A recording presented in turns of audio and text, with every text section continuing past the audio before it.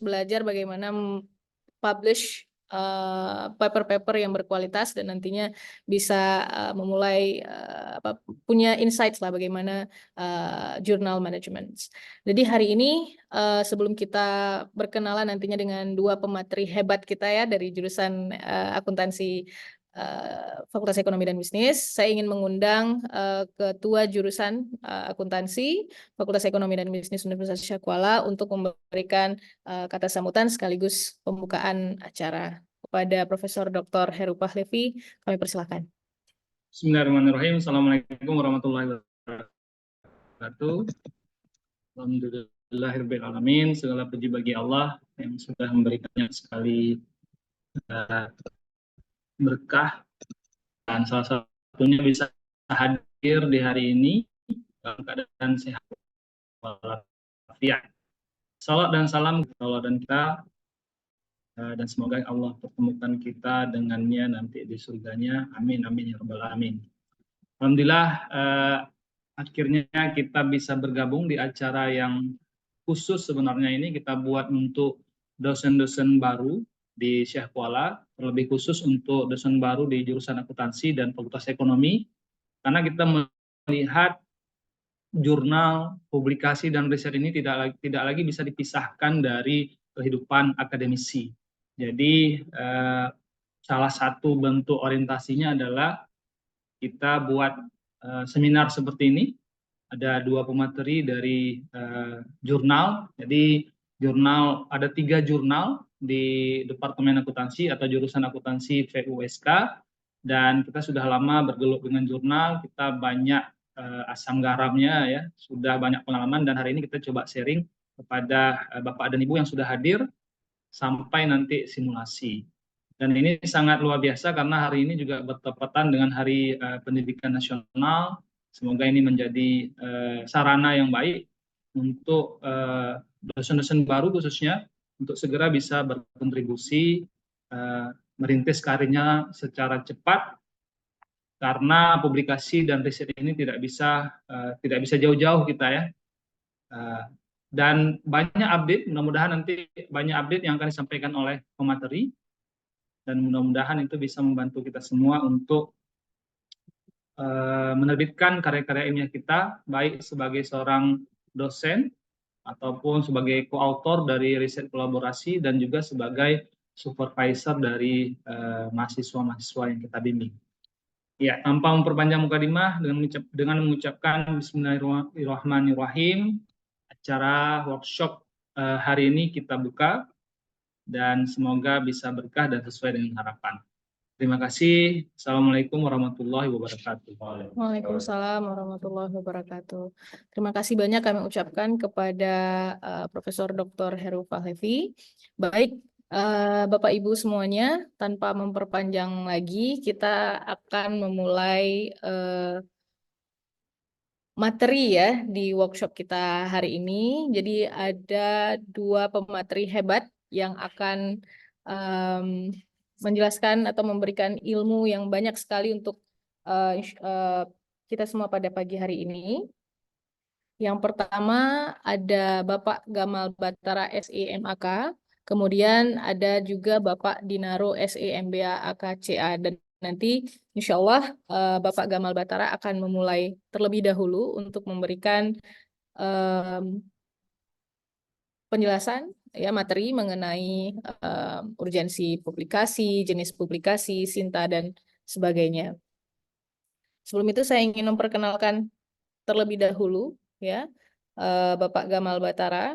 Bapak Gamal merupakan dosen jurusan akuntansi Fakultas Ekonomi dan Bisnis Universitas Syahkuala dan saat ini juga asisten managing editor jurnal ilmiah mahasiswa ekonomi akuntansi. Bapak Gamal sudah menjadi dosen di Universitas Syahkuala sejak Februari 2021 dan kemudian juga memiliki banyak publications ya, udah dari tahun 2022 hingga 2024 sudah ada publikasi baik di SINTA 2 dan juga Scopus. Jadi ada banyak sekali insya Allah ilmu yang bisa kita dapatkan dari penjelasan Bapak Gamal. Baik, tanpa memperpanjang lagi, saya persilakan Bapak Gamal untuk memberikan materi pada pagi hari ini. Silakan, Bapak.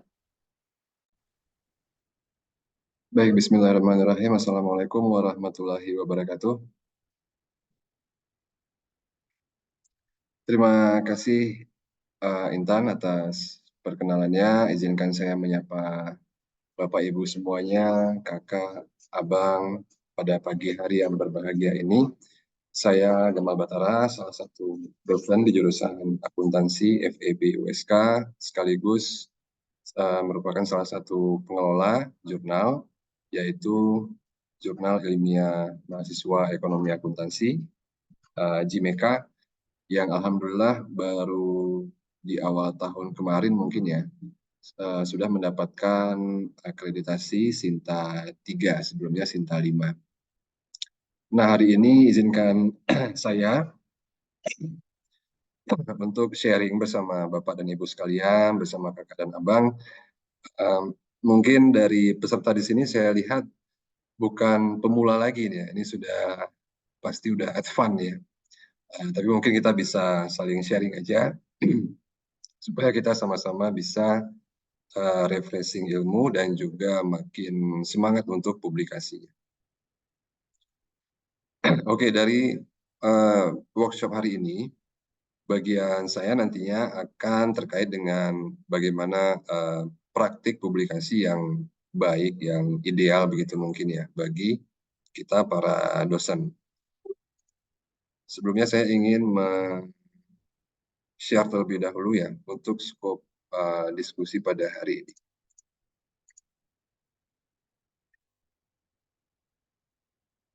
Oke, sudah kelihatan, Intan?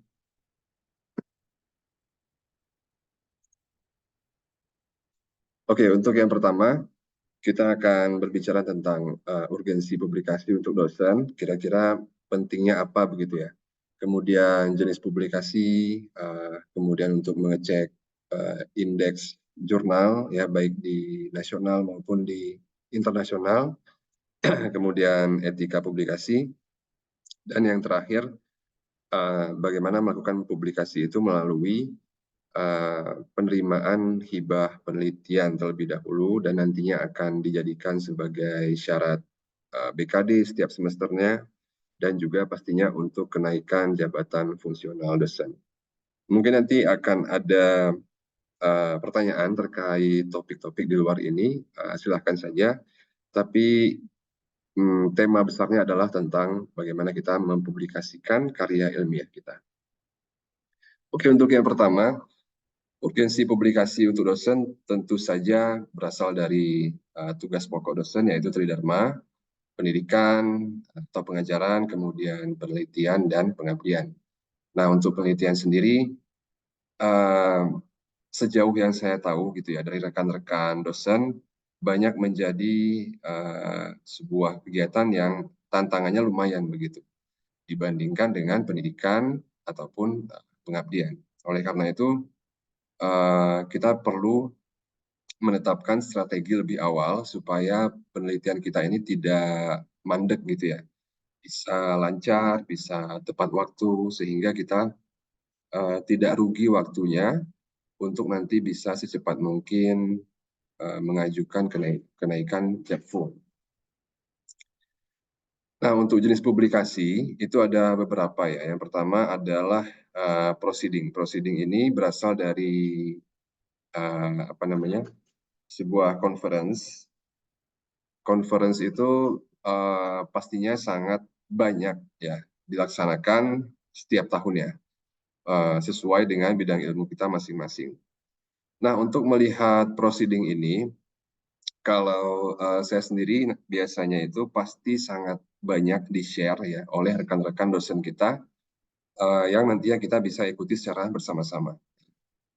Nah, setelah melakukan conference ya, presentasi karya ilmiah di conference, maka kita akan diberikan opsi untuk publikasi ya atau memuat karya ilmiah kita di dokumen proceeding. Ya.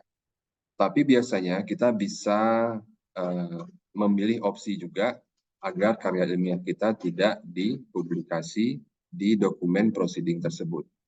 Kenapa? Karena biasanya target akhir kita adalah untuk publikasi di jurnal. Nah, jurnal itu berbeda dengan proceeding ya. Kalau target akhir kita publikasi di jurnal, maka di conference-nya kita cukup presentasi saja dan tidak perlu dimuat di proceeding. Nah, tapi proceeding ini juga nanti ada poinnya begitu ya, poinnya untuk bisa kita akumulasikan untuk kepentingan kenaikan jabatan fungsional. Kemudian ada juga yang namanya book chapter. Chapter itu saya izin share screen. Nah, book chapter itu saya mengambil contoh book chapter akuntansi publik yang ditulis oleh Prof. Heru dan teman-teman. Book chapter itu bahasa Indonesianya sama dengan bunga rampai ya. Nah, book chapter ini merupakan, dia itu buku, tapi isinya adalah kumpulan tulisan dari berbagai hasil riset dengan isu-isu yang sama. Jadi contohnya seperti ini adalah isunya adalah akuntansi sektor publik begitu ya, dan juga organisasi publik atau nirlaba. Nah, di sini banyak peneliti-peneliti yang berspesialisasi di bidang sektor publik. Mereka akan mengumpulkan hasil-hasil karya ilmiahnya yang sudah terbit dan dikumpulkan menjadi satu buku begitu. Nah, inilah yang disebut dengan book chapter ataupun bunga rampai. Bunga rampai ini sendiri juga akan ada poin tersendiri nantinya untuk menjadi akumulasi poin kenaikan jabatan fungsional. Nah, kemudian publikasi yang terakhir itu ada di jurnal, ini yang paling umum dan yang paling penting untuk dosen-dosen yang baru bergabung mungkin menjadi dosen, karena nanti ketika mengajukan kenaikan jabatan fungsional yang pertama yaitu asisten ahli, dosen tersebut perlu memiliki karya ilmiah yang sudah terpublikasi di jurnal. Minimal kalau untuk asisten ahli itu di Sinta 5 atau Sinta 6 juga boleh begitu ya. Tapi kalau di Sinta atasnya pasti sangat boleh ya, lebih boleh lagi. Tapi syaratnya adalah dosen yang mengajukan kenaikan JAFUM tersebut harus menjadi penulis pertama dan juga sebagai penulis korespondensi. Selanjutnya, afiliasi yang digunakan dalam publikasi tersebut harus sudah mewakili institusi di mana dosen tersebut bekerja. Jadi sebelumnya publikasi yang dilakukan ketika misalnya menyelesaikan S2 ataupun S3 itu tidak bisa digunakan untuk kenaikan JAFU karena institusinya atau afiliasinya masih di perguruan tinggi tempat kita menyelesaikan S2 ataupun S3. Nah, jadi harus dibuat publikasi baru yang institusinya tempat kita bekerja, misalnya USK begitu ya. Dan sebagai penulis pertama dan penulis korespondensi. Walaupun ini mungkin masih lama begitu ya, mungkin beberapa teman kita baru bergabung menjadi dosen di tahun ini, tapi pitfall-nya adalah kebanyakan lalai begitu ya, lalai sehingga lupa untuk mempersiapkan publikasi. Baiknya adalah kita sudah bisa mempersiapkan naskah dari sekarang. Nanti ketika sudah menerima 100% SK 100%, kita langsung bisa mengajukan ke jurnal untuk dipublikasi. Karena proses publikasi di jurnal tentu saja memakan waktu ya. Mulai dari desk evaluation awal, nanti akan dijelaskan lebih detail mungkin oleh Pak Dinaro. Sehingga kita harus benar-benar segera ya untuk submit ya artikel ke jurnal supaya nanti waktunya nggak lama gitu ya kita nunggu. Nah, tadi saya ada bilang minimal di Sinta 6 ya. Cara carinya bagaimana? Nah, ini juga mungkin sudah banyak yang tahu begitu ya. Kalau Sinta itu adalah portal indeks ilmiah di Indonesia. bisa diakses melalui sinta.kemdikbud.go.id. Nah, di sini sebenarnya tidak hanya jurnal, tetapi banyak bentuk-bentuk dokumen ilmiah lainnya seperti buku IPR, ya, dan juga bahkan ada community services. Namun untuk publikasi kita fokus ke jurnal, jadi kita bisa klik di sini jurnal di bagian menu sources. Nah, maka akan muncul semua jurnal yang terakreditasi Sinta di Indonesia.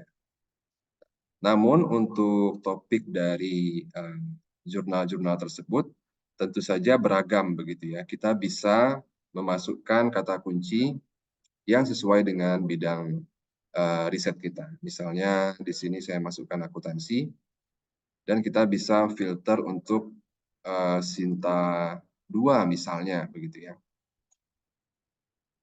Nah, maka akan keluar jurnal-jurnal. Sorry, ini belum ini ya. Nah, kalau kita sudah cari dengan kata kunci akuntansi, maka akan keluar jurnal-jurnal akuntansi yang terindeks atau terakreditasi Sinta 2. Nah, di sini Jurnal Dinamika Akuntansi dan Bisnis atau JEDAP ya merupakan jurnal dengan impact factor tertinggi kedua begitu ya di Indonesia. Nah, jadi kita cukup bangga nih nanti Pak Dinaro merupakan managing editor dari JEDAP dan beliau akan menjelaskan tentang bagaimana proses mulai dari submission sampai publikasi di jurnal. Nah, kalau sudah ketemu misalnya kita menargetkan JEDAP begitu ya, kita bisa buka websitenya dan melihat halaman utama dari jurnal tersebut. Nah, baru kita kemudian bisa melihat fokus and scope ya. Ini merupakan tampilan umum, nantinya pasti beda-beda ya setiap jurnalnya. Nah, di bagian fokus and scope kita bisa melihat bidang apa saja yang diterima oleh jurnal ini. Misalnya di sini ada Islamic Accounting, ya, Public Sector Accounting. Tentu saja ini adalah tema-tema besar. Jadi kalau nanti penelitian Bapak Ibu bersinggungan dengan topik ini, maka bisa disubmit ke jurnal ini, begitu ya. Nah, bagaimana kalau Sinta 5 misalnya? Kita bisa filter Sinta 5, ya, filter jurnal, dan kita ulang pencariannya dengan kata kunci akuntansi. Nah, maka contohnya adalah jurnal riset akuntansi dan auditing goodwill, begitu ya. Kita bisa cek juga websitenya untuk melihat ataupun memastikan skop dari jurnal ini. Semakin tinggi angka Sintanya, misalnya Sinta 6, Sinta 5, begitu ya. Biasanya kualitasnya semakin tidak terlalu bagus begitu. Tapi kalau Sinta 1, Sinta 2 itu lebih bagus daripada Sinta 5 dan Sinta 6. Nah, di sini kita bisa bahkan di sini skopnya tidak terlalu jelas mungkin ya. Oh, ada nih ya, auditing, accounting, government, financial accounting, tax accounting. Nah, di sini juga government-nya itu ada typo-nya begitu ya. Nah, itu mungkin salah satu perbedaan antara jurnal-jurnal di Sinta 5 dengan Sinta 2 begitu. Mungkin kalau Bapak Ibu sudah terbiasa ketika S2 pun sudah publikasi di Scopus bahkan mungkin ya, atau di Sinta 2, maka sebisa mungkin kita hindari untuk publikasi di Sinta yang lebih rendah begitu. Tapi kalau memang sudah lama tidak publikasi atau nanti misalnya masih perlu belajar ulang lagi, maka boleh mulai dari Sinta 5 dan Sinta 6. Tapi tadi rule of thumb-nya untuk pengajuan Japfung asisten ahli sendiri itu hanya perlu Sinta 5 atau Sinta 6. Oke, selanjutnya bagaimana dengan portal indeks luar negeri ataupun internasional begitu ya. Kita refer ke Scopus. Nah, untuk melihatnya itu bisa di website scimagojr.com. Ya, di sini kita Kita klik di Jurnal Rankings dengan memasang filter, ya, misalnya Business Management and Accounting. Nah, kita bisa terapkan lagi sub filter karena di sini masih termasuk manajemen keuangan, ya, masih masuk marketing misalnya. Tapi kalau kita mau cari khusus accounting, kita bisa terapkan sub filternya. Nah, baru nanti dia sudah mulai menjurus ke jurnal-jurnal yang hanya skopnya itu accounting. Ya, kita bisa cek misalnya Journal of Accounting and Economics.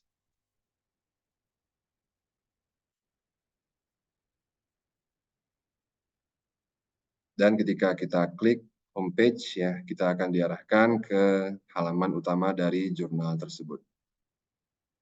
Nah, tampilan-tampilan jurnal internasional umumnya seperti ini, ya, kita sama bisa cek di bagian about, dan kita bisa mengecek dan memastikan scope dari Journal of Accounting and Economics ini. Nah, di sini kita bisa lihat the role of accounting within the firm, ya. Lagi-lagi topik itu sangat luas, jadi kalau kita meneliti salah satu variabel saja yang berkaitan dengan role of accounting gitu ya. Misalnya sebagai variabel X-nya, kemudian Y-nya misalnya performance of the firm, ataupun performance of the employee gitu ya. Nah, itu akan jadi masuk ya ke dalam skop jurnal ini. Tapi dalam praktik realnya biasanya memilih jurnal itu baik nasional maupun internasional itu adalah berdasarkan diskusi dengan senior-senior kita di kampus. Namun seniornya adalah yang bidang penelitiannya sama dengan kita, begitu ya. Misalnya saya kalau mau publish ya tentang artikel yang berkaitan dengan akuntansi sektor publik, maka Prof. Heru adalah orang yang akan saya datangi karena beliau sangat berspesialisasi di akuntansi sektor publik, ataupun lebih spesialisasinya lagi di akuntansi untuk rumah sakit begitu. Nah, beliau akan tahu jurnal-jurnal mana, baik nasional maupun internasional, yang cocok untuk kita submit naskah ilmiah kita. Kalau mungkin misalnya di bidang sistem informasi, ya, itu maka saya akan tanya dengan Pak Dinaro, ada juga Ibu Prof. Mirna misalnya yang sudah sering publikasi naskah terkait bidang sistem informasi di jurnal-jurnal nasional maupun di internasional. Tapi kalau kita cari sendiri, ya kita perlu refer ke Sinta dan Cimagu. Tapi lebih baik juga dipadukan dengan diskusi-diskusi dengan para senior begitu ya. Oke, untuk selanjutnya etika publikasi itu ada juga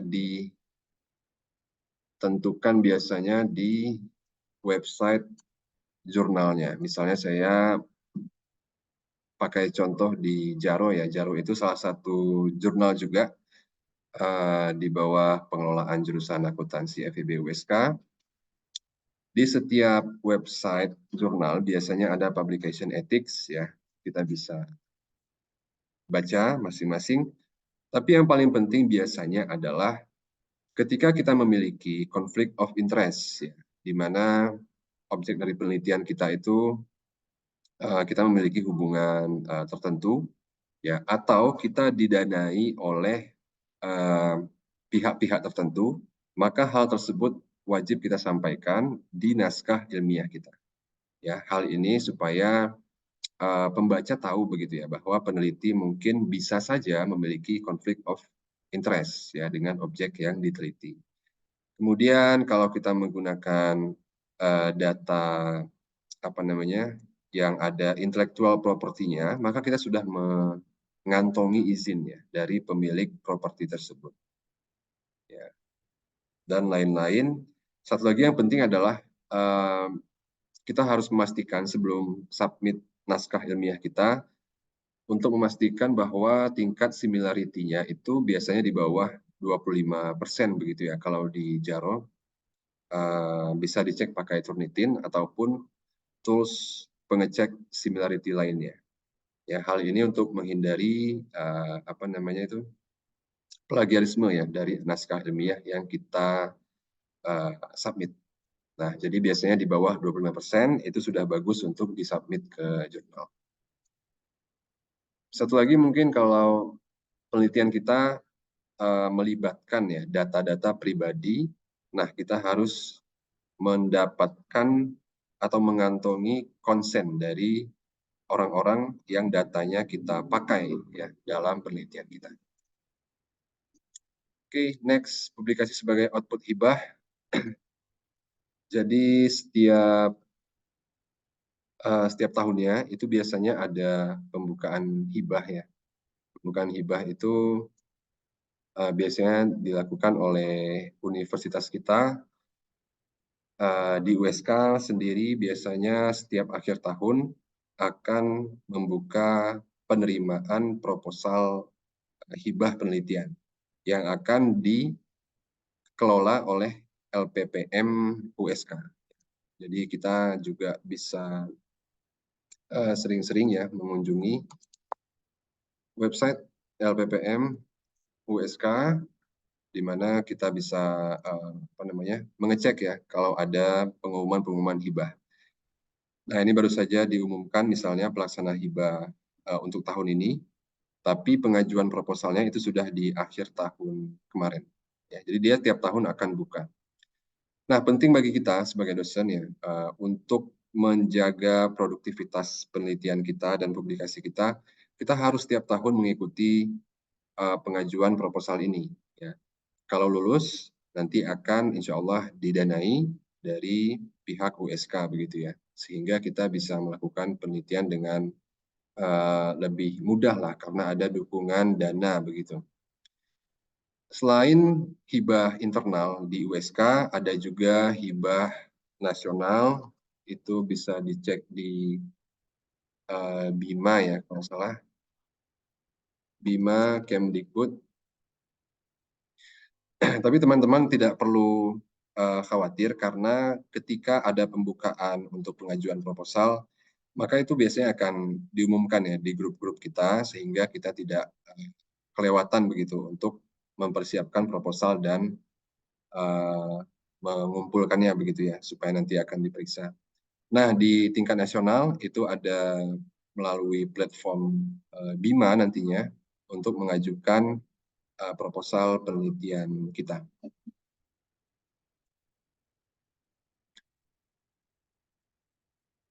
Untuk selanjutnya, penelitian itu sebagai syarat BKD, ya tentu saja tiap semester kita harus memiliki satu publikasi ya untuk memenuhi beban kinerja dosen tiap semesternya. Namun untuk syarat BKD itu kita tidak perlu sebagai penulis ataupun penulis utama, nggak perlu. Atau sebagai penulis korespondensi juga nggak perlu. Yang penting ada nama kita ikut di publikasi tersebut. Ya, dengan catatan ya pasti kita juga ada kontribusi di penelitian tersebut begitu ya, tapi tidak sebesar penulis pertama. Nah, itu sudah boleh untuk memenuhi syarat sebagai beban kinerja dosen setiap semesternya. Beda sedikit dengan kenaikan Japfung. Kalau untuk kenaikan Japfung itu harus sebagai penulis pertama dan juga sebagai penulis korespondensi. Mungkin kalau saat ini kebetulan petunjuk teknis kenaikan jabatan fungsional itu belum ada dari BKN maupun dari Direktorat Pendidikan Tinggi. Jadi statusnya sekarang masih pending begitu ya, karena kemarin itu ada peraturan baru ya terkait jabatan fungsional dari BKN, sehingga untuk kenaikan Japfung saat ini belum ada peraturan khususnya begitu ya yang mengikuti peraturan dari BKN tersebut.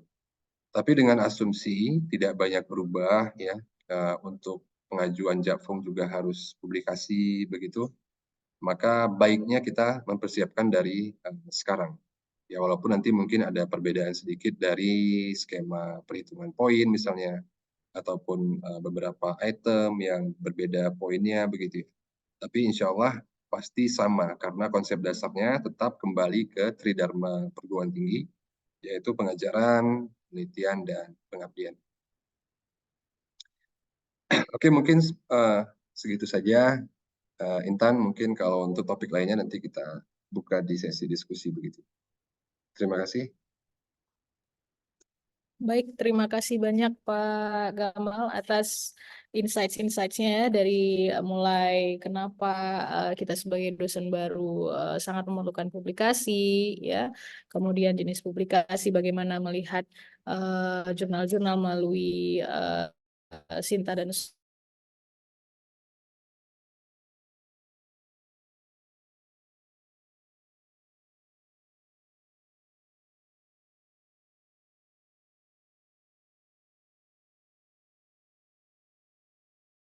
maupun raise hand, nanti saya akan mempersilahkan Bapak Ibu untuk memberikan pertanyaan kepada Pak Gamal. Mungkin tapi sebelumnya, sebelum kita melanjutkan ke Q&A, saya ingin mengundang Bapak Ibu untuk membuka webcamnya ya, untuk kita foto bersama terlebih dahulu. Ya, biar masih pagi, masih semangat, ini semuanya senyumnya masih cerah ya. Kita foto-foto dulu, oke? Iya. Eh, Operator, sudah aman ini untuk foto? Silakan Bapak Ibu semuanya untuk membuka webcamnya. Kita foto bersama. Ada 39 ya yang di ruang virtual. Iya, Pak Dinarus sudah serange ya pagi-pagi. Ayo, yang belum dibuka webcamnya, silahkan.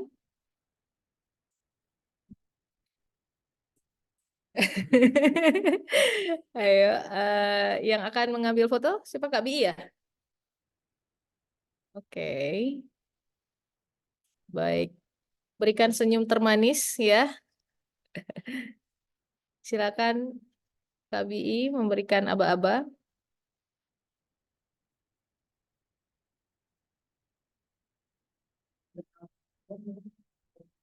Sama 1, 2. Iya, oke. 1, 2, 3-nya mana, Kak? Biar terasa gitu. Biar terasa fotonya 1, 2, 3.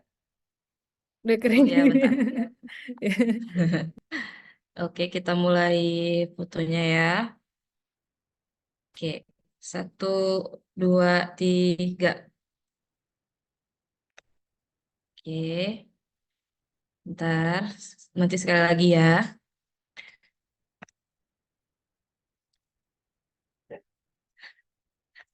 Oke, sekali lagi. 1, 2, 3. Oke, terima kasih semua. Oke, terima kasih Kak Bi. Baik, eh kita akan melanjutkan sesi tanya jawab ya. Kita lihat dulu ini di kolom chat. Oke, Pak Gamal, ada satu pertanyaan dari Pak Ihsan Adenan. Pertanyaannya, tahun terbit artikel untuk BKD atau Jakfung, apakah ada batasan, Pak? Silakan. Oke, ya. Baik, terima kasih Pak Ihsan atas pertanyaannya. Untuk BKD sendiri, beban kinerja dosen ini ditetapkan tiap semester. Jadi artikel yang dipublikasi harus, misalnya semester yang mau dievaluasi itu adalah semester saat ini ya, semester genap 2023-2024. Jadi artikel yang harus publish adalah antara Januari sampai Juli tahun ini begitu. Dia sesuai semester yang dievaluasi begitu ya. Saya lupa antara Januari sampai Juni atau Februari sampai Juli ya. Namun ini juga baru berubah mungkin sekitar 2 tahun yang lalu ya. Kalau dulu kita bisa publikasi di tahun 2022 misalnya, kemudian kita keep, ya, kita simpan, dan bisa digunakan untuk BKD di tahun 2023. Nah, tapi kalau sekarang sudah berubah, lebih menantang ya. Jadi untuk evaluasi semester ini harus publikasinya di semester ini. Nah, mungkin tipsnya adalah kita bisa menggunakan kolaborasi tentunya dengan mahasiswa bimbingan kita, di mana kita bisa menjadi penulis kedua sebagai pembimbing dari mahasiswa. Nanti mahasiswanya yang menjadi penulis pertama. Dan itu sudah cukup untuk menggugurkan ya kewajiban BKD. Tapi untuk Japfung itu batasannya adalah setelah menerima SK 80% itu sudah bisa. Misalnya bukan tanggal menerimanya ya, tapi TMT-nya. Misalnya TMT SK-nya adalah 2024 Juni misalnya. Nah, publikasinya itu sudah boleh dilakukan dari Juli dan seterusnya begitu. Tapi kalau di bawah TMT itu nanti takutnya dipertanyakan. Kenapa? Karena belum ditugaskan sebagai dosen, tapi sudah publikasi begitu ya. Nanti takutnya ada permasalahan. Jadi bagusnya adalah khusus untuk Japfung itu publikasinya setelah TMT dosennya begitu ya. Dan yang paling penting adalah afiliasinya menggunakan institusi tempat kita bekerja sekarang, jangan institusi waktu kita sekolah S2 atau S3. Mungkin begitu Pak Ihsan tadi ya. Baik, mungkin ada Bapak Ibu lain yang ingin memberikan pertanyaan, boleh secara langsung juga raise hand, ya, biar bisa langsung dijawab oleh Pak Gamal. Apakah ada pertanyaan lain?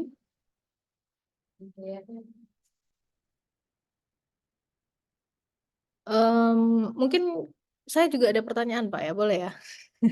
Izin Pak ya, sebagai dosen baru juga nih.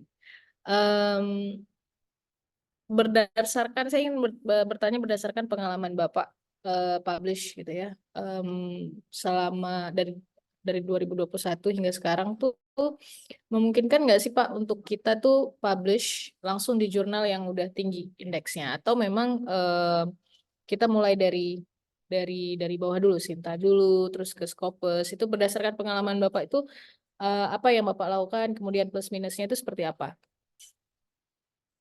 Mungkin itu sedikit dari pertanyaan saya. Oke, thanks Intan. Baiknya kalau kita sudah terbiasa begitu, mungkin ketika sekolah S2 ataupun S3, kita memang disyaratkan untuk publish di Sinta 2 gitu ya, yang tinggi ataupun bahkan Scopus gitu ya. Ketika sudah menjadi dosen, baiknya kita lanjut untuk tetap produktif publish di Scopus gitu atau Sinta 2 begitu ya. Nah, itu akan sangat baik karena nantinya untuk hibah untuk skim asisten ahli itu minimal Sinta 3 untuk tahun ini. Ya, jadi untuk memenuhi output kita karena kita sudah diberikan hibah ya sebagai asisten ahli itu minimal Sinta 3. Tapi peraturannya adalah kalau bisa di atas Sinta 3, misalnya Sinta 1 atau Sinta 2 atau Scopus Q1 Q2, maka itu akan lebih baik lagi. Ya, yang nggak boleh itu adalah lebih rendah daripada Sinta 3 begitu. Tapi mungkin kalau untuk teman-teman yang mungkin sudah lama menjadi praktisi gitu ya, udah lupa gimana dulu publikasi waktu S2 atau S3, mungkin bisa dimulai lagi dari Sinta 5, Sinta 4, dan seterusnya. Sebenarnya nggak ada masalah. Semakin tinggi pokoknya semakin bagus. Jadi kita harus semangat ya, target tiap tahun kalau bisa naik gitu, indeks yang kita bisa publish. Mungkin begitu, Intan. Baik, terima kasih Pak. Oke, kita lanjut. Ini ada pertanyaan juga yang muncul lagi di kolom chat box. Ada dari Ibu Rosaria Indah. Berapa maksimal afiliasi ya Pak? Karena ini ada beliau ikut dalam 2 pusat riset plus fakultas. Apakah ada maksimalnya Pak? Oke, Bu Rosaria. Bu Rosaria, izin dari institusi mana, Bu? dari FK Pusat Riset IDMRC dan PRISB. Oh iya Bu, baik Bu. Mungkin nanti untuk naskah ilmiah yang memang Ibu niatkan untuk digunakan sebagai kenaikan Jakfung, itu menggunakan institusi FK-nya Bu, karena Ibu ditugaskan di SK-nya adalah sebagai dosen di FK begitu mungkin. Yang penting FK-nya harus ada, walaupun tidak menutup kemungkinan ada peneliti-peneliti yang menulis dua afiliasi, misalnya peneliti-peneliti di BRIN itu banyak menggunakan BRIN-nya iya, universitas yang beliau mengajar juga ditaruh gitu ya di afiliasinya. Tapi yang penting institusi yang kita memang ditugaskan sebagai dosen di situ itu harus ada begitu. Setahu saya mungkin begitu. Karena untuk kenaikan Jakfungnya nanti kita sebagai dosen di mana itu ada ditulis begitu ya. Tapi mungkin kalau pusat risetnya opsional bisa ditaruh atau tidak. Mungkin begitu Bu Rosaria. Baik. Kemudian kita lanjut kepada pertanyaan dari Pak Hendrik Indra Kusuma ya. Untuk bidang yang kita publikasikan bagaimana? Soalnya saya sekarang ditugaskan untuk bidang hewan, sementara ada satu artikel tentang jamur yang belum dipublikasi.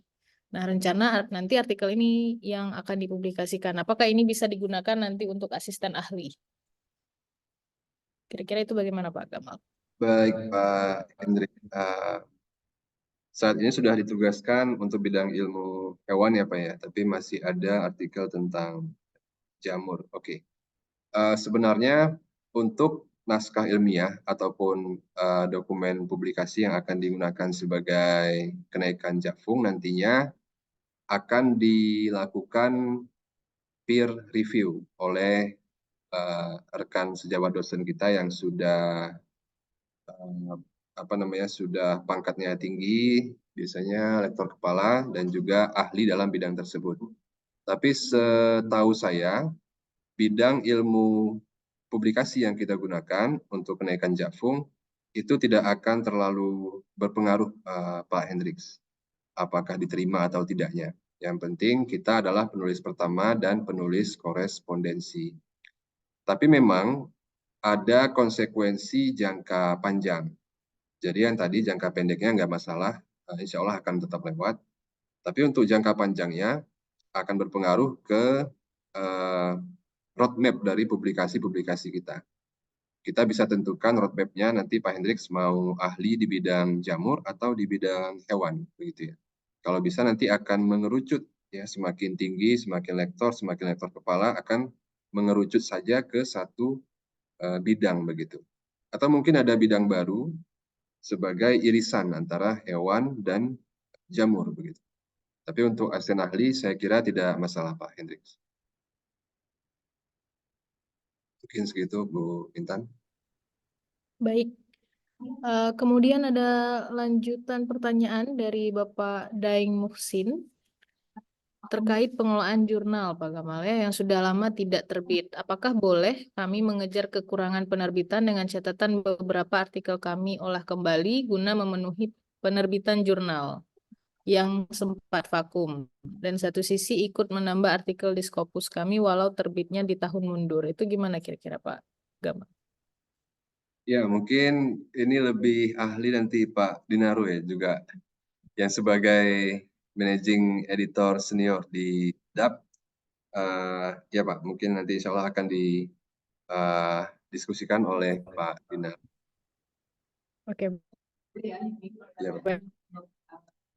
Saya keep dulu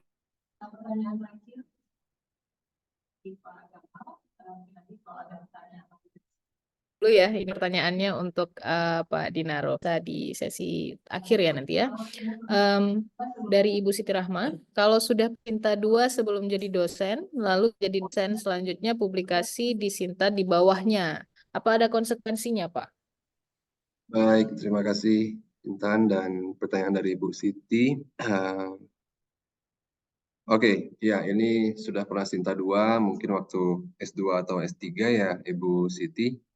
Selanjutnya, kalau publikasi di bawahnya sebenarnya tidak ada masalah, Ibu Siti, karena untuk Japfung asisten ahli sendiri di Sinta 5 atau Sinta 6 itu sudah boleh. Kalau kita merujuk ke peraturan yang lama, saat ini peraturan barunya belum keluar, tapi insya Allah tidak banyak berubah. Tapi mungkin secara, kalau bisa begitu ya Bu ya, kalau bisa kita biasakan ya langsung publikasi di jurnal-jurnal yang sudah terindeksnya itu bagus ya, Sinta 2, Sinta 1 begitu. Kenapa? Karena kalau sudah terbiasa dengan syarat yang ketat seperti Sinta 2, Sinta 1 kan relatif lebih ketat begitu ya. Reviewnya dan juga screening di awalnya, maka insya Allah akan lebih bagus untuk kita ke depannya begitu Bu. Tapi kalau konsekuensi secara peraturan, secara Japfungnya nggak ada sih Bu. Mungkin begitu Bu Intan. Baik, terima kasih banyak Pak Gamal. Mudah-mudahan sudah menjawab pertanyaan-pertanyaan yang diberikan oleh peserta semuanya. Terima kasih juga atas insight-nya Pak Gamal pagi hari ini luar biasa. Kita berikan tepuk tangan ya teman-teman semuanya, tepuk tangan virtual kepada Pak Gamal atas pemaparan materi dan juga insight-insight-nya. Baik, kita sekarang akan melanjutkan lagi ke pemateri yang kedua, tak kalah hebatnya, ya dosen kita di jurusan, dosen senior kita di jurusan akuntansi Fakultas Ekonomi dan Bisnis Universitas Syahkuala. Sebentar, saya keluarkan dulu CV-nya nih ya. CV ini Masya Allah sekali beliau. Ini Pak Dinaro, beliau sudah merupakan dosen di S1 Akuntansi Universitas Syahkuala. Kemudian beliau merupakan juga auditor internal USK, berkegiatan juga di Satuan Jaminan Mutu FEB USK, pendamping UMKM di UKM Center FEB USK, dan juga tim ad hoc Direktorat Kewirausahaan USK. Pak Dinaro juga merupakan Editorial Assistant Jurnal Dinamika Akuntansi dan Bisnis (JEDAB) dan juga Associate Editor Journal of Accounting Research Organization and Economics. Jadi buat Bapak Ibu semuanya peserta workshop hari ini kita bertemu dengan dua pemateri hebat yang merupakan Managing Assistant dan juga Editorial Assistant di 3 jurnal jurusan akuntansi ya. Jadi silahkan kalau Bapak Ibu ingin berminat untuk publish di JEDAB, di Jaro maupun Jimeka, silakan juga nanti kirim CV ke email masing-masing jurnal ya, baik sebagai ingin publish paper maupun jadi reviewer di ketiga jurnal ini. Baik, saya tanpa berlama-lama lagi ingin memanggil Pak Dinaro untuk memaparkan materi lanjutan mengenai fitur jurnal, cara submit, cara jadi reviewer, dan sebagainya. Waktu dan tempat saya persilakan. Ya, Silakan Pak Dinaro. Terima kasih. Assalamualaikum warahmatullahi wabarakatuh. Aduh, kedengaran nggak suara saya? Ada masuk ke ini nggak? Halo, kedengaran? Oke, kedengaran ya. Ya, baik. Terima kasih untuk Intan nih yang udah memberikan kesempatan. Wah, luar biasa memang dosen-dosen muda jurusan akuntansi ya. Ada 10 orang kita dan 4 diantaranya bahkan sudah mendedikasikan diri untuk bergabung di jurnal.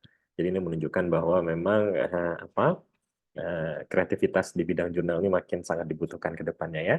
Baik, penghormatan saya sebelumnya untuk ke para chief jurnal yang sudah berhadir ini. Ada Prof. Heru Fahlevi selaku Chief Editor dari Jurnal Dinamika Akuntansi dan Bisnis. Lalu ada juga Ibu Dr. Nur Aini selaku Chief Editornya Jimeka. Ada Dr. Ratna Mulyani selaku Chief Editornya Jurnal Accounting Research ya, Jaro. Lalu ada juga ini Ibu Suri nih ya, founding father kita nih, ada Prof. Mirna juga yang menjadi bidan dari lahirnya ketiga jurnal-jurnal besar ini. Dan tentunya tim-tim editor dan managing editor, serta Bapak Ibu dosen, dan juga mungkin para calon-calon reviewer, calon editor, dan juga calon author, baik di jurnal kami maupun di jurnal masing-masing nantinya. Dan juga tentunya tim panitia nih, ya ada Ibu Intan tadi di belakang layar, Ada Bu Biizni, ada Bu Tasya, dan juga Pak Juanda yang udah baku hantam selama 2 minggu ini untuk menyelesaikan kegiatan acara yang luar biasa hari ini. Ya, mungkin sebelum, kalau materi saya ini mungkin lebih ke workshop kita, karena kita akan langsung website ya, jadi kita melihat gimana sih pengelolaan jurnal. Nah, tadi mungkin Pak Gamal ya, atau Bang Gamal ini masih muda sekali ini ya. Kalau panggil Bapak kayaknya terlalu berat dengan sebutan Bapak nih ya. Kita panggilnya Kakak ya, Kak Gamal gitu ya, kayak di mall-mall gitu ya. Ya, jadi Bang Gamal atau Kak Gamal tadi sudah menjelaskan tentang etika publikasi ya.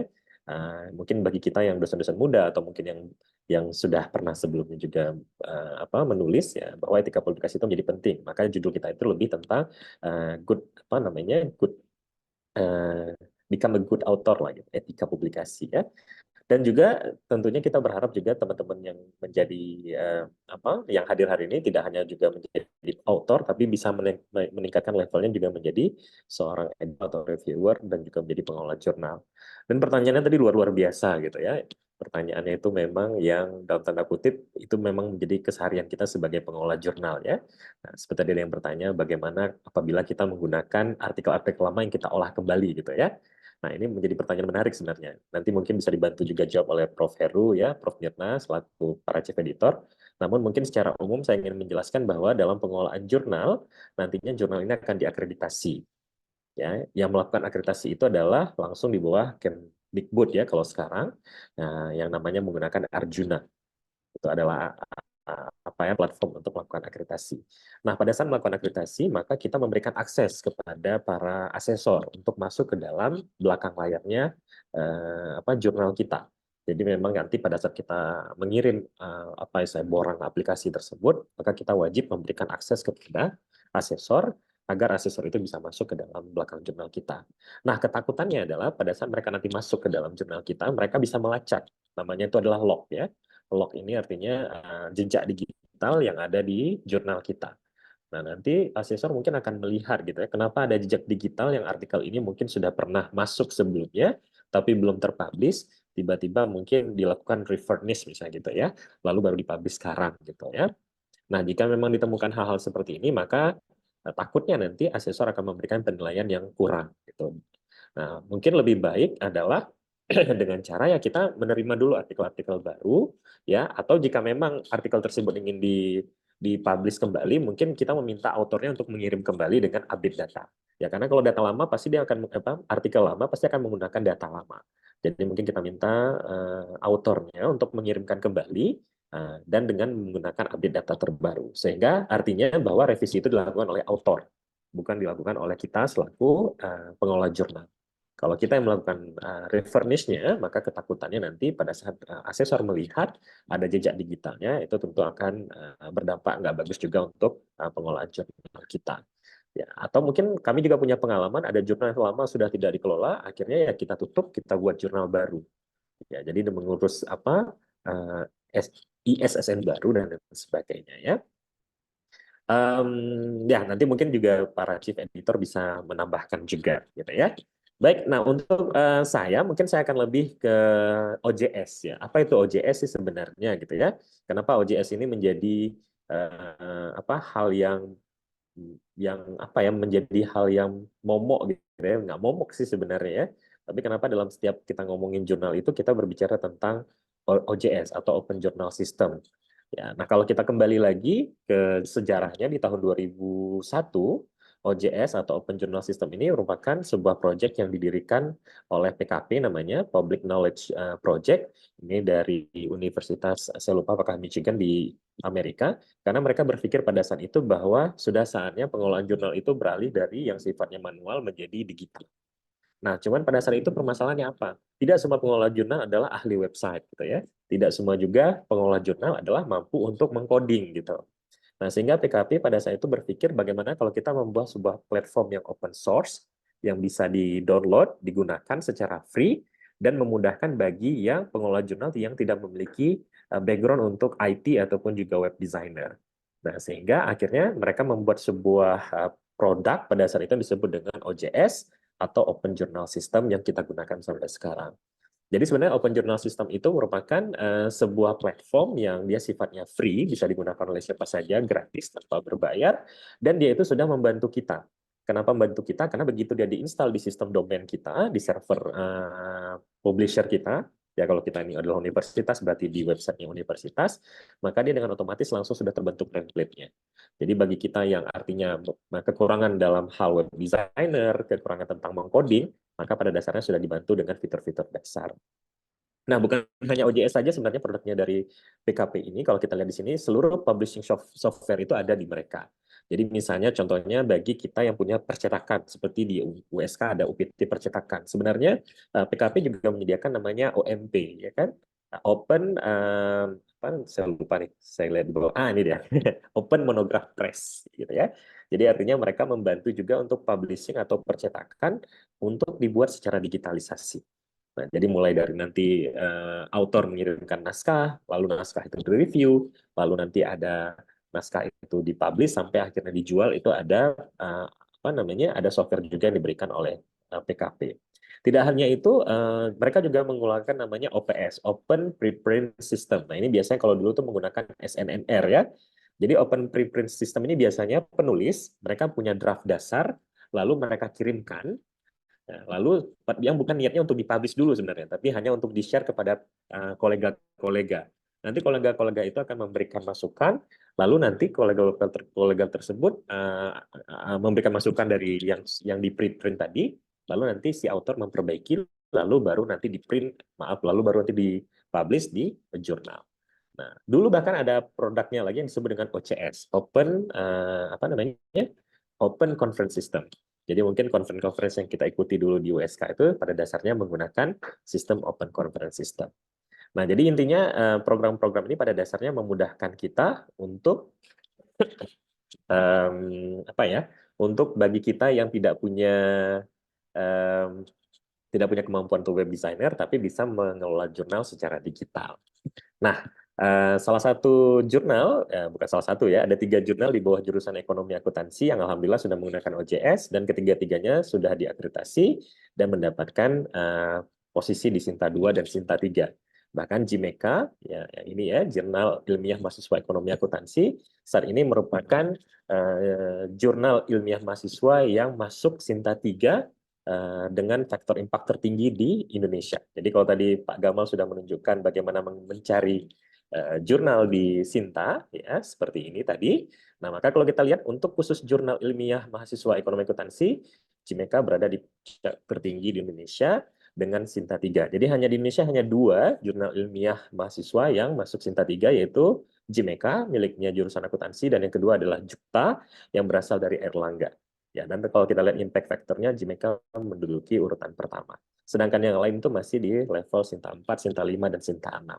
Jadi ini menunjukkan bahwa kualitas penulisan mahasiswa kita dan juga kepengelolaan dari jurnal mahasiswa kita sudah jauh meningkat gitu ya. Bahkan sudah masuk ke dalam level jurnal-jurnal normal lainnya. Oke, baik. Nah, hari ini kita akan berbicara tentang bagaimana sih kalau kita sebagai seorang penulis pemula gitu ya, untuk menulis di sebuah jurnal. Sebagai informasi bahwa di Indonesia sendiri hampir 90% jurnal di Indonesia itu menggunakan OJS. Hampir 90%. Kenapa?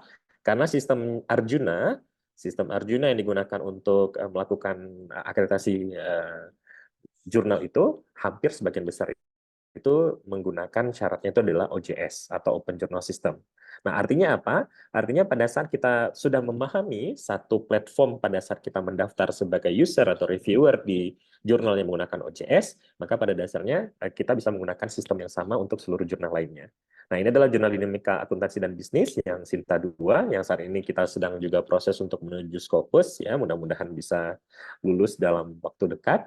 Nah, di jurnal Jaro yang juga dimiliki oleh jurusan akuntansi ini juga menggunakan OJS. Jadi artinya pada saat kita sudah terdaftar di jurnal JEDAP, maka pada saat kita ingin menjadi author atau reviewer di Jaro, ini langkahnya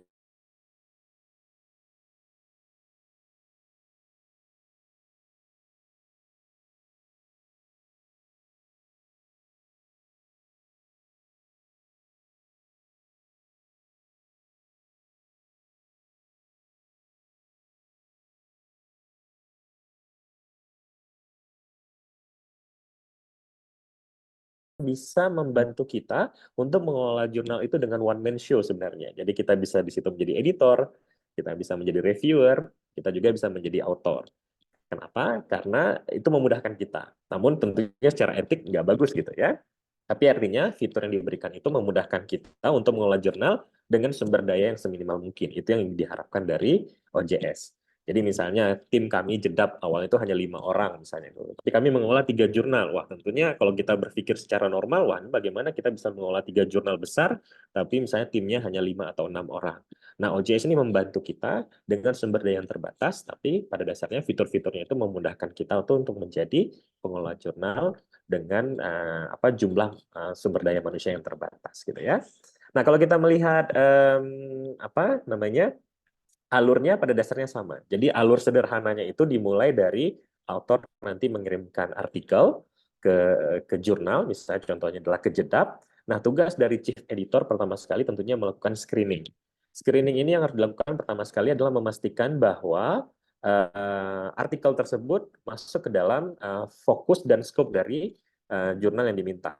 Nah, biasanya kita sebagai author itu memastikan dulu bahwa artikel yang akan kita kirim itu masuk ke dalam fokus dan scope-nya. Nah, contohnya seperti misalnya Jedap ya, fokus dan scope-nya itu memang pure akuntansi. Tapi akuntansi yang mana? Akuntansi kan juga luas gitu ya. Nah, di sini akan dijelaskan bahwa subjek atau scope yang diterima itu adalah ini, namun tidak terbatas hanya ini saja, seperti misalnya Islamic Accounting, Public Sector Accounting, Auditing, Financial Accounting, Manajemen Accounting, dan juga bidang-bidang akuntansi applied ilmu yang lainnya, seperti misalnya Green Accounting, gitu ya, Sustainable Reporting, dan lain sebagainya. Nah, jadi pada saat kita misalnya ada artikel, kita melihat fokus dan scope-nya tidak mungkin masuk ke dalam jurnal yang kita tuju, jangan dipaksa. Karena pasti yang pada saat hari ini dikirim, besok pasti langsung di-reject. Nah, jadi jangan terus berpikir, waduh susah ya jadi penulis, kita mau di Sinta 2 selalu ditolak. Ya, pertama mungkin karena skopnya tidak sesuai. Ya, kalau tidak sesuai, jangankan Sinta 2, Sinta 6 pun akan ditolak gitu ya. Contohnya misalnya kita kirim akuntansi tapi ke jurnal hukum misalnya, contohnya gitu ya, pasti akan ditolak gitu ya. Nah, jadi pastikan dulu kita sebagai author, ini juga untuk internasional ya. Jadi artinya misalnya kita mau ke Scopus misalnya atau ke WOS ya, ke World of Science atau juga mungkin jurnal-jurnal lainnya misalnya di ICI, Copernicus misalnya, pastikan bahwa scope dan fokusnya itu sesuai dengan jurnal yang kita tuju. Itu yang pertama ya. Lalu yang kedua nanti kita harus pastikan juga adalah ketentuan dan prosesnya. Jadi misalnya contohnya di Jedap disebutkan bahwa peer review prosesnya itu menggunakan blind. Nah, yang dimaksud dengan blind ini apa? Artinya bahwa di artikel yang kita submit pastikan tidak ada nama dan juga afiliasi kita. Nah, jadi sering sekali kita itu auto tuh salah pada saat ngirim itu dia pakai nama, pakai afiliasi gitu ya. Nah, itu akhirnya tidak menjadi blind review. Kalau misalnya tidak blind review, maka editor, kalau misalnya editornya punya waktu cukup, dia akan membantu menghapus informasi tersebut gitu ya. Tapi kalau misalnya dia penuh dengan artikel setiap harinya, maka begitu dilihatnya tidak sesuai dengan format, maka akan langsung di-reject. Karena dianggap tidak mengikuti prosedur yang berlaku ya. Nah, lalu menjadi pertanyaan lah, terus kalau seandainya kita blind review, dari mana nanti informasi bahwa kita autornya? Maka itu bermainnya di metadata. Metadata itu di mana? Metadata itu adalah informasi yang kita submit pada saat kita melakukan registrasi ataupun pada saat kita melakukan submission.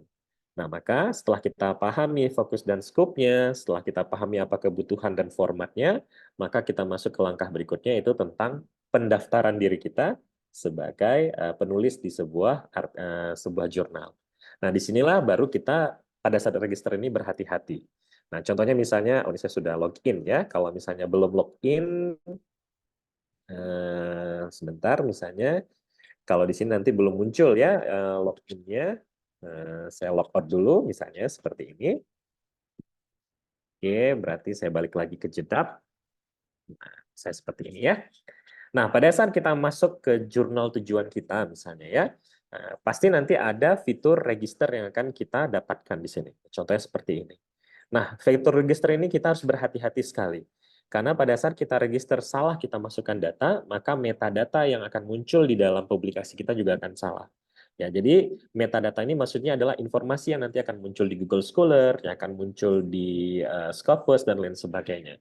Pastikan bahwa pada saat register itu, kita menggunakan informasi yang tepat dan benar, gitu ya.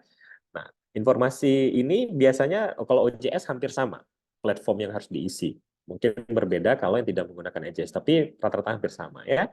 Yang pertama adalah username, ini boleh apa saja, tidak masalah bagi yang kita mudah ingatnya, passwordnya juga sama.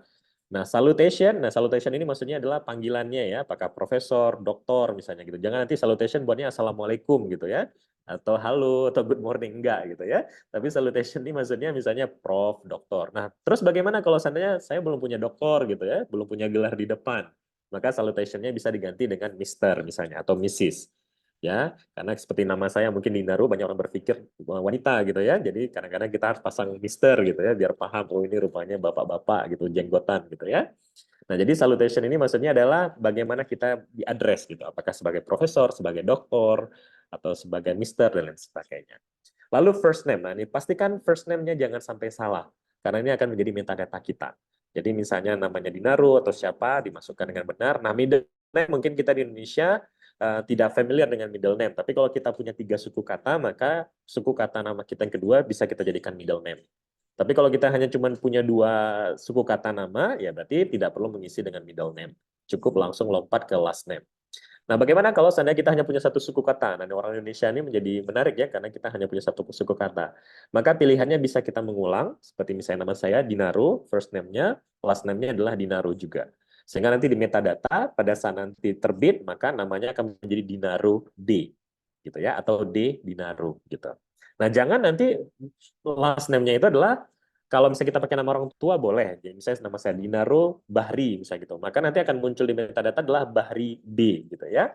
Kenapa? Karena yang muncul adalah menggunakan nama belakang. Jadi pastikan juga bahwa teman-teman pada saat register ini kan akan muncul di metadata sebenarnya nama yang akan terpublish itu nama apa yang diharapkan. Kalau memang tidak ada masalah nanti munculnya adalah nama belakang adalah nama orang tua, kalau kita hanya punya 1 nama misalnya ya tidak masalah gitu ya. Ya, misalnya Intan mungkin kalau punya 1 nama pakai nama orang tua berarti Intan Hasan gitu misalnya ya, atau Intan Basri misalnya, maka nanti akan muncul adalah nama orang tuanya misalnya di belakang gitu ya. Nah, tapi kalau seandainya wah malah jadi orang tua saya yang kelihatan gini ya bukan nama saya, maka kalau punya 1 nama mungkin bisa diulang Dinaru misalnya ya. Nah, inisial mungkin ini nggak begitu penting. Ya, biasanya ini kita boleh pakai inisial apa saja. Gender, ya untuk memastikan tadi apakah laki-laki atau nah, affiliation ini yang harus dapat informasinya. Kenapa? Karena kalau nanti Anda menjadi reviewer atau juga menjadi author, ini memastikan bahwa afiliasinya itu ini ya tepat gitu. Nah, afiliasi itu kembali lagi ke apa namanya ke kebijakan masing-masing universitas. Seperti Universitas Syahkuala, afiliasi itu tidak boleh diterjemahkan. Jadi tidak boleh misalnya Syahkuala University atau University of Syahkuala, tidak boleh. Tapi tetap harus Universitas Syahkuala. Kenapa? Karena memang kebijakan universitas kita meminta bahwa nama afiliasi itu tidak boleh diterjemahkan gitu ya. Karena kalau diterjemahkan jadi lucu nanti gitu ya. Misalnya Gampung Jawa jadi Javanese Village gitu ya kan. Padahal sebenarnya nama kan tidak mungkin diterjemahkan. Sama seperti nama orang ya. Kalau nama orang diterjemahkan lucu juga misalnya gitu. Misalnya I gede gitu jadi I big gitu kan nggak mungkin gitu ya. Maaf saya charge dulu. Jadi ada beberapa kebijakan-kebijakan itu memang tidak boleh ditranslate, termasuk juga afiliasi untuk Universitas Syahkuala. Nah, namun terlepas nanti jika memang universitas lain memperbolehkan, yaitu dikembalikan lagi kebijakan universitasnya. Nah, signature ini mungkin lebih ke informasi, misalnya contohnya apakah kita head of department misalnya ya, kita boleh menambahkan informasi. Nah, email lebih baik menggunakan email instansi jika memang sudah dimiliki. Seperti misalnya kita adalah Universitas Syahkuala, tentunya semua dosen, ya bahkan mahasiswa pun sudah memiliki email instansi. Kalau mahasiswa biasanya dia menggunakannya @mhs.usk.ac.id biasanya ya. Tapi kalau kita dosen biasanya @usk.ac.id. Confirm email berarti kita mengulang kembali emailnya yang sudah kita tuliskan di atas. Nah, Orchid ID kalau sudah punya silahkan. Jadi Orchid ID ini adalah researcher ID kita. Ini kita bisa registrasi ya. Nanti kita akan mendapatkan Orchid ID. Lalu URL ini biasanya kalau misalnya kalau di dosen USK ini punya FSD namanya ya. Jadi kita bisa masukkan juga URL-nya. Atau misalnya kalian mau masukkan URL-nya LinkedIn misalnya juga perbolehkan. Atau misalnya URL-nya Scopus juga diperbolehkan. Ya. Lalu kalau misalnya phone, jika memang nanti mungkin ingin dihubungi apakah ingin menjadi sebagai seorang reviewer atau dinaikkan level jadi editor, maka bisa juga dimunculkan informasi untuk phone dan lain sebagainya. Nah, mailing address jika bisa boleh tambahkan juga, dan seterusnya, termasuk juga informasi-informasi lainnya. Nah, sebagai author, pastikan bahwa mentik untuk bagian author juga, gitu ya. Jangan hanya reader. Kalau hanya reader, berarti dia hanya bisa membaca, tapi tidak bisa mensubmit. Nah, ada sebagian jurnal juga memiliki fungsi atau pilihan sebagai reviewer, bisa langsung diklik, gitu ya. Nah, namun untuk Triple J, Jedap, Jaro, dan Cimeka, kami untuk fungsi reviewernya kami memilih terlebih dahulu. Jadi artinya tidak bisa langsung mendeklarasikan diri sebagai reviewer. Jadi hanya punya dua pilihan sebagai reader dan sebagai author. Apa perbedaannya? Kalau reader dia tidak bisa melakukan submission, tapi kalau author dia bisa melakukan submission. Nah, setelah semua diisi lengkap, maka kita register. Setelah melakukan register, maka nanti akan dikirimkan email untuk menyatakan bahwa registrasinya sudah tercatat, lalu mengklik untuk mengaktifasi, maka setelahnya kita bisa langsung masuk ke jurnal yang dimaksud, ya. Nah, itu adalah proses registrasi. Nah, jadi bagi teman-teman atau dosen-dosen yang saat ini atau juga mungkin calon author yang memiliki laptop, jika ingin mencoba, silahkan ya untuk mengisi registernya. Nanti kalau misalnya ada kendala, nanti bisa ditanyakan juga dalam proses ini. Karena ini sifatnya workshop, berarti pada dasarnya kita langsung mencoba, gitu ya. Bagi yang sudah, berarti alhamdulillah selesai. Cuman pastikan juga nanti kan kita bisa mengedit ya, untuk bagian nama, ya, afiliasi, signature dan sebagainya. Seperti yang saya sampaikan tadi bahwa seluruh informasi yang muncul di dalam register ini akan menjadi metadatanya kita. Jadi ini akan muncul di dalam Google Scholar, Scopus dan sebagainya. Jika memang masih ada kesalahan, silahkan diperbaiki sebelum publish artikelnya. Karena kalau sudah publish maka tidak akan bisa dirubah lagi, tidak akan bisa diubah-ubah lagi. Karena dia metadata sifatnya dia adalah ada lognya, ada trailnya. Jadi pada saat sudah publish, maka lognya itu udah nggak bisa dirubah lagi. Trailnya tidak bisa dirubah lagi. Kalaupun dirubah, maka akan kelihatan di dalam sistem, dan itu tentunya akan mengganggu akreditasinya jurnal tersebut. Ya. Nah, pada saat sudah kita melakukan registrasi, maka kita akan login. Login seperti biasa. Nah, pada saat sudah login, maka bagi seorang author, ya, maka dia hanya punya satu fitur saja, yaitu sebagai author. Nah, ini kebetulan saya punya beberapa fungsi yang diberikan kepada saya amanahnya, yaitu sebagai journal manager, subsection manager, editor, section editor, copy editor, author, reviewer. Ini udah semacam kain lap nih ya, hampir semua bagian saya ini kan ya. Tapi bagi teman-teman yang baru bergabung di sebuah jurnal, apalagi memang sifatnya hanya untuk mengirimkan artikel misalnya, tentunya hanya satu fungsi saja yang akan muncul nanti di halaman user home-nya, yaitu sebagai author. Ya. Nah, di author ini maka ada fungsi sebagai submission. Nah, ini adalah langkah pertama kita untuk bergabung di jurnal. Nah, ya. Nah, berikutnya tentunya, wah ini saya sudah menjadi author, misalnya bagaimana cara kita meningkatkan diri menjadi reviewer. Nah, kalau teman-teman, ya dosen-dosen atau Bapak Ibu yang ingin menjadi reviewer, misalnya di Jedap, di Jaro, atau di Jimeka, tadi sudah disampaikan juga oleh Intan, silahkan bergabung bersama kami. Cara yang paling mudah adalah kirimkan email kepada kami. Nah, biasanya kalau kita ingin tahu emailnya di mana, di bagian about ini ada kontak, ya. Di bagian kontak ini silakan diklik nanti. Nah, di sini ada informasinya semua, baik alamat jurnal gitu ya, termasuk juga siapa prinsipal kontaknya, berarti ini artinya adalah siapa chief editornya. Lalu di sini ada email dan ada juga ada support kontaknya. Support kontak ini artinya adalah tim yang akan membantu pada saat nanti jika ada kendala di bagian submission misalnya atau yang lain sebagainya. Nah, segera kirimkan email ke kami jika Bapak Ibu ingin bergabung menjadi reviewer ke email jedap@usk kalau ingin bergabung di Jedap. Kalau ingin bergabung di Jaro juga sama, nanti bisa langsung ke bagian about. Ya, lalu nanti lihat di bagian kontaknya. Oke, seperti ini misalnya. Di bagian kontaknya juga ada informasi, ya ini ada Ibu Ratna, Dr. Ratna sebagai Chief Editor. Oh, Pak Gamal support kontaknya. Wah, ini Pak Gamal memang selalu mendukung ya. Ini ada nomornya, silahkan. Masih jomblo juga, ya, masih belum menikah. Juga ada emailnya Jaro, ya. Nah di Jimeka juga sama. Jadi bagi yang ingin bergabung sebagai reviewer Jimeka misalnya, silahkan nanti masuk ke kontaknya. Nah di sini ada Ibu Dr. Nuraini sebagai chief editornya dan support kontaknya ada Husnul. Nah di sini juga ada emailnya. Jadi apa yang harus dilampirkan di dalam email-email tersebut? Cukup sampaikan nama, gitu ya, lalu mungkin link informasi untuk publikasi jika memang sudah ada Scopus atau juga sudah ada Google Scholar-nya, silahkan. Lalu mungkin nanti reviewing interest-nya. Jadi misalnya dalam bidang apa sebenarnya ingin menjadi reviewernya. Apakah ingin misalnya bidang akuntansi, apakah bidang economics atau manajemen. Kalau misalnya akuntansi mungkin bisa lebih spesifik, apakah akuntansi sektor publik, akuntansi syariah. Jadi berikan informasi sedetailnya, termasuk juga nanti kontak number-nya, ya, nomor telepon, dan jika memang nanti editor merasa bahwa Bapak Ibu atau teman-teman layak menjadi reviewernya daripada salah satu jurnal ini, maka nanti akan dibuatkan account-nya seperti tadi.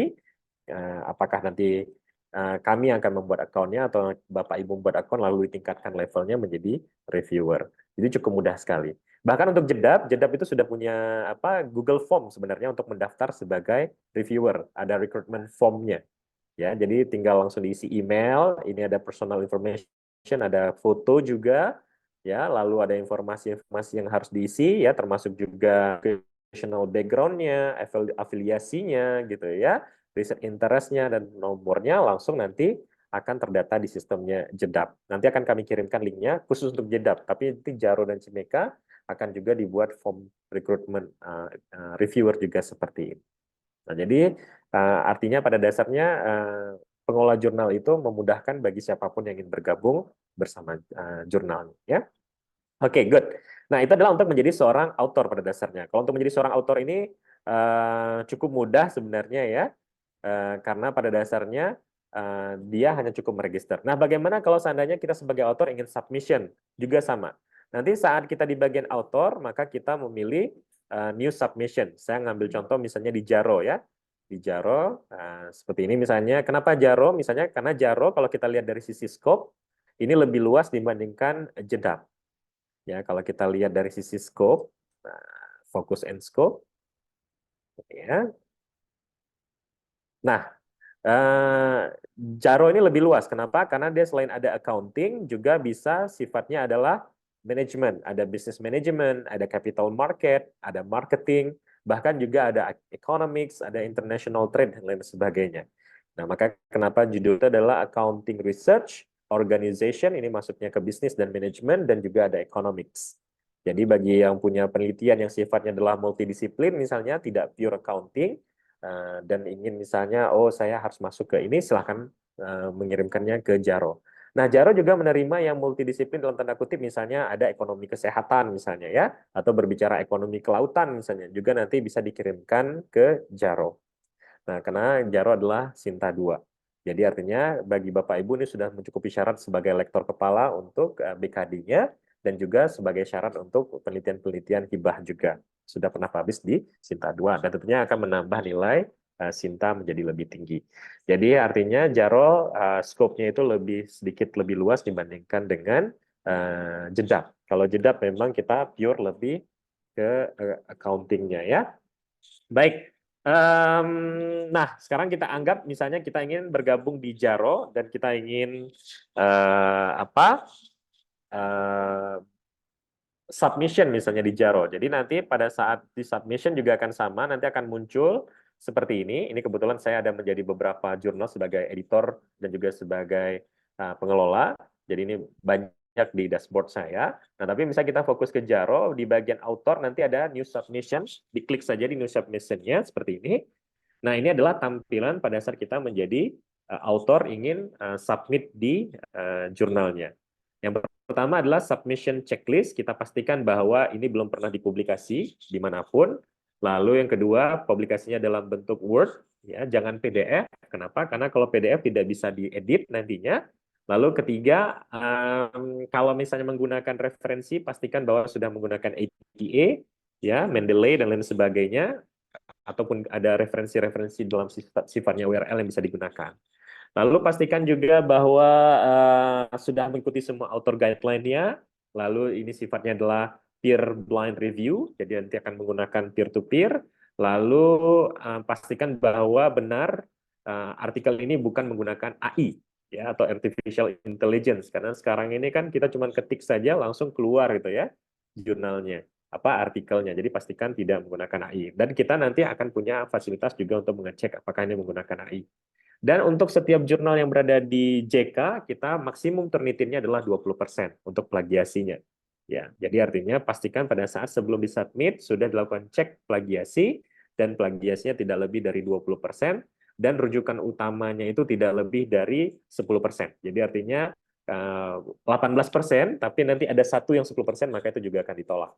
Gitu ya. Jadi bukan rujukan utama, maaf, setiapnya itu maksimal hanya 2 atau 3%. Jadi nanti bilang, ini kami 18% kenapa ditolak? Ya karena ternyata walaupun 18%, tapi ada satu sumber misalnya dari repositori itu 10%, maka itu juga akan ditolak. Jadi maksudnya 18% ini adalah ya tetap maksimum dari masing-masing referensinya itu hanya 2%. Ya. Nah, yang kedua, pastikan bahwa ada copyright notice. Jadi setiap artikel yang sudah masuk ke dalam Jedab, Jaro, atau Cimeka itu berpindah authorship-nya sementara ke kami, karena kami akan melakukan review dan segala macam. Lalu nanti setelah dipublish, maka itu akan masuk ke dalam, kita menggunakan yang ini ya, CC, BY, dan CA. Ya. Lalu jika memang nanti ini pernah bukan dipublikasikan ya, pernah dipresentasikan di conference, dibuat catatannya. Nah, contoh misalnya, ini sudah pernah dipresentasikan di Simposium Nasional Akuntansi misalnya, tapi belum dipublish dalam bentuk abstrak, gitu ya. Ini hanya baru dipresentasikan saja dan sudah direvisi berdasarkan masukan pada saat seminar. Mohon nanti bisa diberikan informasi untuk para editornya. Nah, setelah ini semua, maka kita akan masuk ke langkah berikutnya. Langkah berikutnya adalah kita mengupload artikelnya. Nah, pastikan bahwa artikelnya itu sudah blind review, artinya tidak ada lagi informasi nama juga afiliasi di lembar naskah manuskripnya. Jadi yang diupload itu hanya judul saja, abstrak, dan juga full papernya. Tidak ada nama dan juga tidak ada afiliasi. Ya, mohon dipastikan. Kalau belum, kalau editornya punya waktu mungkin akan diterima, kalau tidak pasti akan di-reject karena tidak sesuai dengan formatnya. Nah, ini ada Pak Gamal, ada nomor teleponnya untuk asistensi. Nah, ini kita akan coba ya, ambil artikel 1 untuk kita tes submit, ya, karena kalau nggak di-submit nggak akan bisa masuk ke langkah berikutnya. Ini artikel yang mana ini? Saya ambil yang ini saja, misalnya. Oke ya, kita masukkan. Oke, sorry. Oke, nah setelah kita memilih filenya, jangan lupa diklik upload. Nah, kenapa? Karena kalau nggak diklik upload nanti kosong. Jadi nanti pada saat dibuka nanti ternyata isinya tidak ada. Jadi setelah choose file, ini belum selesai tahapannya. Kita klik upload. Nah, seperti ini. Nah, setelah kita klik upload, maka akan muncul informasinya, submission file-nya di sini. Nah, kalau sudah muncul seperti ini, artinya file yang tadi kita upload sudah masuk ke dalam sistem. Ya, jadi pastikan setelah di choose file itu belum selesai langkahnya, tapi klik upload. Nah, setelah itu kita pastikan segala macam, ya, baru kita save and continue, maka ini masuk ke langkah berikutnya itu metadata dari artikel tersebut. Nah, ini yang saya katakan paling penting. Ini mohon jangan sampai salah. Kalau salah, berarti tidak ada lagi obat. Ini udah kayak apotek tutup, nggak ada obat. Ya, jadi ibaratnya ini harus perhatikan. Nah, ini dalam sistem jurnal kan kita ada penulis pertama misalnya. Ada namanya corresponding author gitu ya. Nah, kan ada beberapa pembagian. Jika Anda adalah penulis pertama dan juga corresponding author, maka posisinya harus di bagian atas, gini ya, seperti ini. Lalu nanti, ini karena cuma satu penulis ya. Nah, tapi kalau seandainya, wah saya ini ada 2 penulis, tapi saya penulis pertama dan juga corresponding author, gitu ya. Maka nanti kita add author. Nah, ini kita masukkan informasi penulis kedua. Jadi ada pilihan principal contact. Nah, ini untuk corresponding author. Jadi misalnya saya adalah penulis pertama sekaligus juga sebagai corresponding author, maka saya akan mengklik principal contact dan posisinya saya ada di nomor pertama. Nah, tapi jika misalnya saya adalah corresponding author, tapi penulis pertamanya adalah rekan saya, maka posisinya kita rubah. Berarti saya turunkan posisinya. Oke. Nah, seperti ini, maka di posisi pertama adalah rekan kita. Misalnya rekan saya yang nulis sama saya ini adalah Pak Gamal, berarti Gamal Batara. Seperti ini ya. Emailnya jangan lupa misalnya gbatara@usk.ac.id ya. Terkirim lah Pak Gamal ya. Mungkin kalau misalnya salah mohon maaf ya. Afiliasinya Universitas Syahkuala. Nah, bagi kita yang menggunakan add author, ini kan informasi author yang kedua atau yang ketiga dan keempat itu tidak ada di sistem. Nah, karena tidak ada di sistem, pastikan bahwa jangan sampai salah metadatanya. Jadi misalnya nama Pak Gamal Batara, jangan tertulis Barata, itu sudah tutup ya yang di depan Masjid Raya. Ya, jadi jangan nanti tiba-tiba namanya jadi Gamal Barata. Jadi nanti ada berikutnya Juanda Suzuya nanti takutnya ya. Jadi jangan sampai salah gitu ya. Jadi pastikan bahwa metadatanya benar. Begitu juga dengan emailnya, karena kalau nanti emailnya tidak terkirim, maka pada saat ada revisi atau ada informasi dari editor atau author, editor, maka tidak akan sampai emailnya. Ya. Nah, jadi pastikan. Nah, kita lihat di sini posisi Pak Gamal adalah penulis pertama, tapi beliau bukan corresponding author. Nah, saya penulis kedua, tapi corresponding author, maka saya klik seperti ini. Nah, tapi misalnya, oh Pak, saya ada 3, berarti tambah lagi add authornya. Gitu ya. Tambah 3. Nah, begitu juga penulis ketiganya posisinya di mana? Oh, memang posisi di ketiga. Berarti kita buat namanya adalah ini Intan kalau nanti udah habis waktu bilang ya Intan ya. Karena saya nih kayak jualan obat nih. Kalau nggak diberhentiin, belum laku obatnya nggak berhenti saya ya. Nah, misalnya Juanda, karena ini belum punya email USK, saya buat juanda@usk.ac.id misalnya gitu ya. Nah, begitu seterusnya. Sarannya, jika Anda ingin menjadi corresponding author, saya sarankan Anda yang melakukan submission-nya. Ya, jadi misalnya ada 3 penulis, yang menjadi submission author adalah penulis, yang menjadi corresponding author adalah penulis ketiga. Jadi sarannya pada saat nanti upload jurnal, maka penulis ketiga inilah yang mengupload supaya dia bisa menjadi submission juga. Submission apa namanya?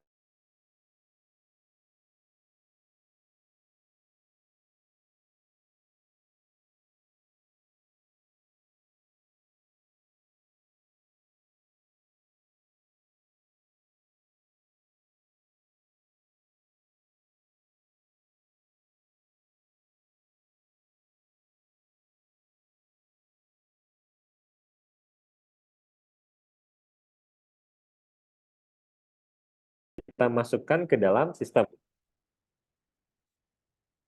Oke ya, ini kan yang akan tercatat di sistem awal metadata. Nah, ternyata pada saat nanti di review artikel kita, nah mungkin nanti ada perubahan. Misalnya, oh ini judulnya sudah sangat lazim. Coba buat judul yang lebih unik, misalnya gitu ya.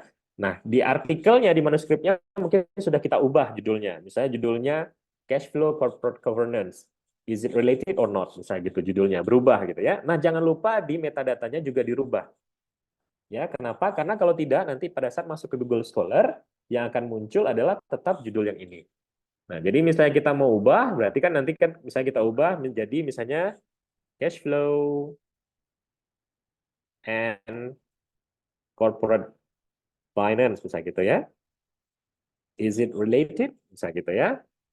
Nah, misalnya nanti setelah direvisi, ditawarkan sama reviewer, kayaknya judulnya jangan seperti ini terlalu jadul gitu ya, diganti dengan seperti ini. Nah, di metadatanya jangan lupa diubah menjadi seperti ini juga di bagian ini maksudnya.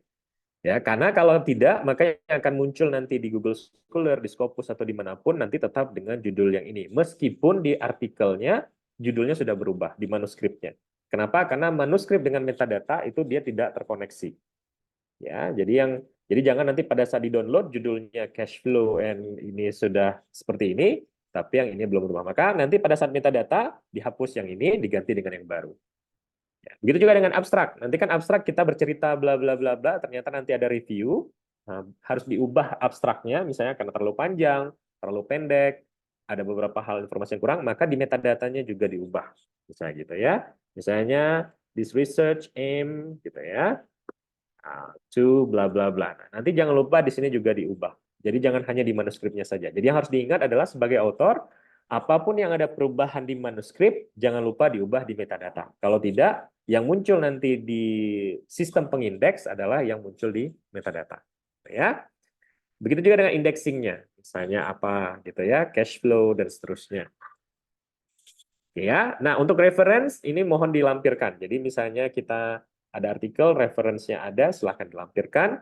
Lalu kita masuk ke save and continue. Ya. Nah, berikutnya di sini ada namanya supplementary files. Bagi artikel-artikel yang menggunakan data sekunder ribuan data, bisa nanti menampilkan data pendukungnya di sini. Nah, tapi ini tidak ada kewajiban. Ini hanya untuk mendukung. Biasanya kan ada reviewer atau author yang mengatakan, coba kami minta data pendukungnya dalam bentuk Excel kah atau apa, silakan dimunculkan di sini. Tapi kalau misalnya memang tidak ada, misalnya sifatnya adalah kualitatif atau hanya misalnya literatur review yang tanpa perlu ada data pendukung, maka ini bisa langsung di skip. Kita masuk ke save and continue misalnya. Ya. Nah, di akhir adalah seperti ini. Ya, di sini kita sudah ada confirming the submission, memastikan bahwa semua sudah benar, semua sudah tepat, metadata sudah benar, yang kita upload filenya tidak salah. Kalau memang sudah oke, kita finish submission. Nah, pada saat finish submission, maka di dashboard kita nanti akan muncul active submission-nya seperti ini ya. Nah, ini ada di dashboard-nya kita. Maka di sini akan muncul statusnya adalah awaiting assignment. Jadi artinya artikel kita ini belum ditunjuk siapa editornya, belum ditunjuk siapa reviewernya, dan juga belum di-review. Nah, ini hanya ada muncul di dashboard kita sebagai penulis. Ya. Nah, jika memang sudah seperti ini, maka kita ada ID jurnalnya, ya, ada tanggal submission-nya, hari ini tanggal 2 Mei, section-nya adalah artikel, autornya ada Dinaro dan Juanda, title-nya dan statusnya. Nah, ya, ini kalau seandainya memang nanti kita ingin berkomunikasi dengan pihak pengelola, nanti bisa mencantumkan ID dan seterusnya. Nah, langkah berikutnya apa? Untuk author sudah selesai. Ya, untuk author sudah selesai, hanya tinggal menunggu. Nah, sedangkan bagi pengelola jurnal, gitu ya, sebagai editor misalnya, maka nanti di bagian editor, ya, maka akan muncul di bagian unassigned seperti ini. Nah, ini unassigned ini artinya adalah artikel-artikel yang belum dikelola. Artinya belum ditunjuk siapa editor dan belum ditunjuk siapa reviewer. Nah, ini siapa tugasnya pertama sekali? Ini adalah tugasnya Chief Editor. Nah, Chief Editor nanti akan melihat, oh ada artikel masuk nih tanggal 2 hari ini, atas nama Dinaro Juanda, judulnya ini. Dari judul mungkin, oh ini masuk scope, berarti bisa kita coba lihat lebih jauh. Maka tugasnya editor yang pertama sekali adalah akan mendownload, ya, lalu akan melakukan cek plagiasi, dan melihat apakah artikelnya sudah sesuai atau belum. Jika nanti dari screening awal sudah cocok, maka tugas editor berikutnya adalah menentukan siapa editornya. Ya, jadi misalnya editornya akan dipilih, misalnya contohnya adalah Bu Nuraini, misalnya kita akan assign Bu Nuraini sebagai editor. Ya, nah ini akan ada email ya yang dikirimkan ke Bu Nuraini. Nah, ini karena ya, hanya untuk contoh, saya akan skip emailnya, gitu ya. Nah, jadi nanti artikel ini sekarang sudah memiliki editor yang mengelola artikel ini sampai nanti dipublish. Ya, ini oleh Ibu Nuraini.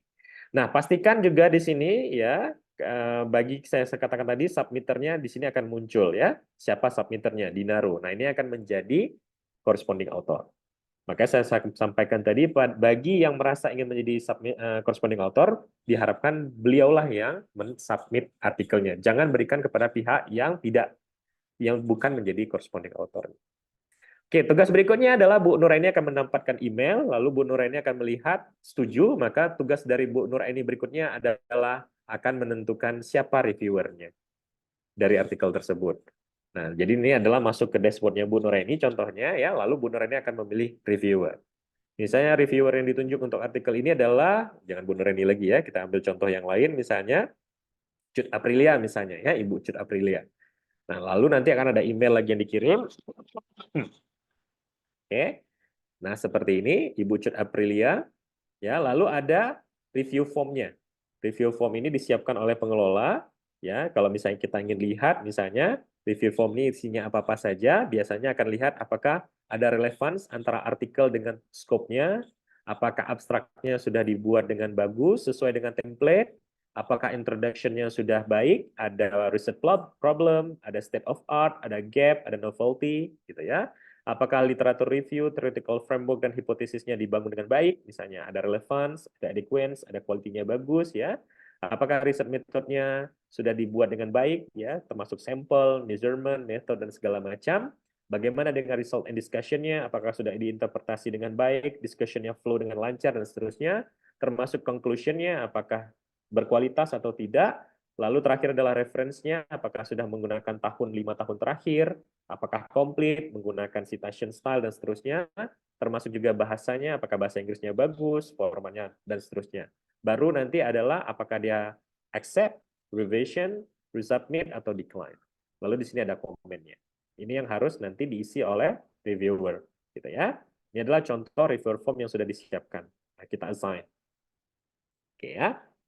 Lalu nanti reviewer akan Ibu Cut akan menerima, ya, artinya apakah dia akan menerima atau menolak. Kalau menerima, maka akan masuk ke sistem reviewer.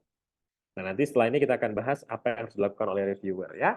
Tapi mungkin nanti kita bisa tanya jawab saja. Tapi secara sekilas, setelah ini adalah reviewer, nanti reviewer akan melakukan reviewnya, lalu nanti kalau seandainya harus revision, maka author akan melakukan revisi, nanti setelahnya kalau sudah disesuaikan dengan revisi, maka editor akan memutuskan apakah accept, revision, resubmit, atau decline.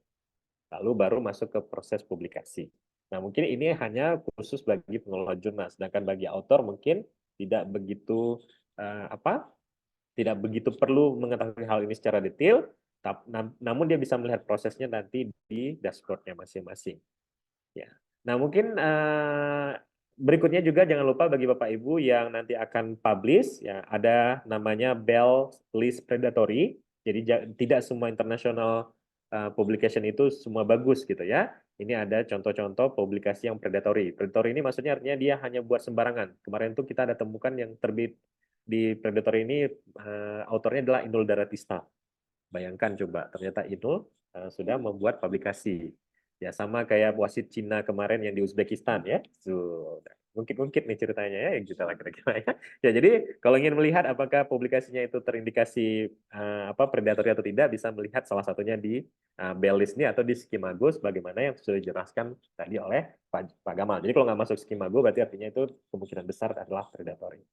Mungkin ini dulu, nanti kita bisa diskusi lebih jauh lagi dari sisi tanya jawab. Saya kembalikan ke moderator. Baik, Masya Allah, terima kasih banyak Pak Dinro atas insight-nya begitu detail ya. Bagaimana cara submit dan segala macamnya. Tentunya sangat bermanfaat buat kita dosen-dosen muda yang ingin memulai untuk publish ini. Apalagi sudah diundang untuk publish di Triple J, Pak Didit ya. Jadi ini ada pertanyaan tidak dari Bapak Ibu peserta? Kalau ada pertanyaan silakan dituliskan di kolom chat maupun boleh raise hand. Saya akan persilahkan.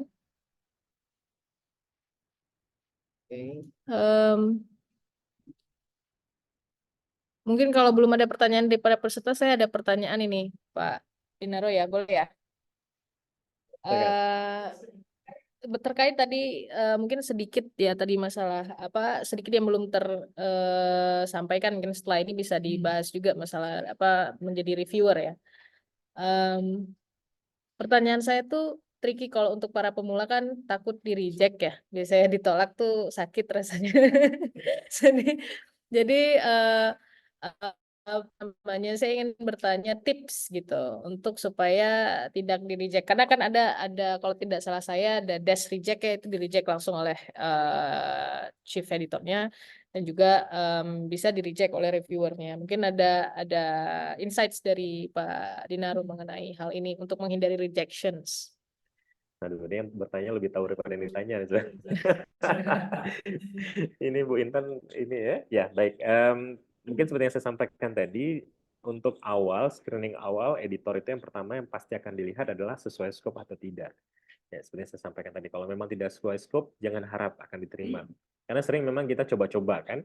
Pokoknya, ya udahlah ini ada artikel, misalnya gitu nih kan. Judulnya ini gitu, bismillah aja lah cobaan. Pokoknya dapat Cinta 2 atau dapat internasional bereputasi gitu ya. Tapi begitu nggak sesuai scope, pasti langsung reject. Yang pertama. Yang kedua, tidak sesuai format. Kenapa? Karena untuk internasional atau juga untuk Cinta 2 itu mereka menerima mungkin hampir puluhan artikel dalam satu harinya. Bahkan kalau misalnya jurnal-jurnal Q1, Q2 itu bisa ratusan gitu ya. Jadi mereka nggak akan sempat untuk memperdulikan gitu ya. Bagi orang yang dari awal aja udah nggak peduli gitu. Maksudnya artinya kamu aja nggak peduli dengan sistem yang sudah kami buat. Kenapa kami harus peduli dengan artikel kamu gitu ya. Jadi kalau misalnya memang sama kayak kita tes CPNS lah gitu ya. Kalau administrasi aja nggak beres, langsung pasti akan gagal. Nggak akan sempat kita ikut tes CAD, CAT, dan segala macam. Jadi pastikan bahwa formatnya sesuai, lalu sesuai dengan scope. Itu yang paling dasar, itu biasa screening awal. Lalu yang ketiga apa? Plagiasi.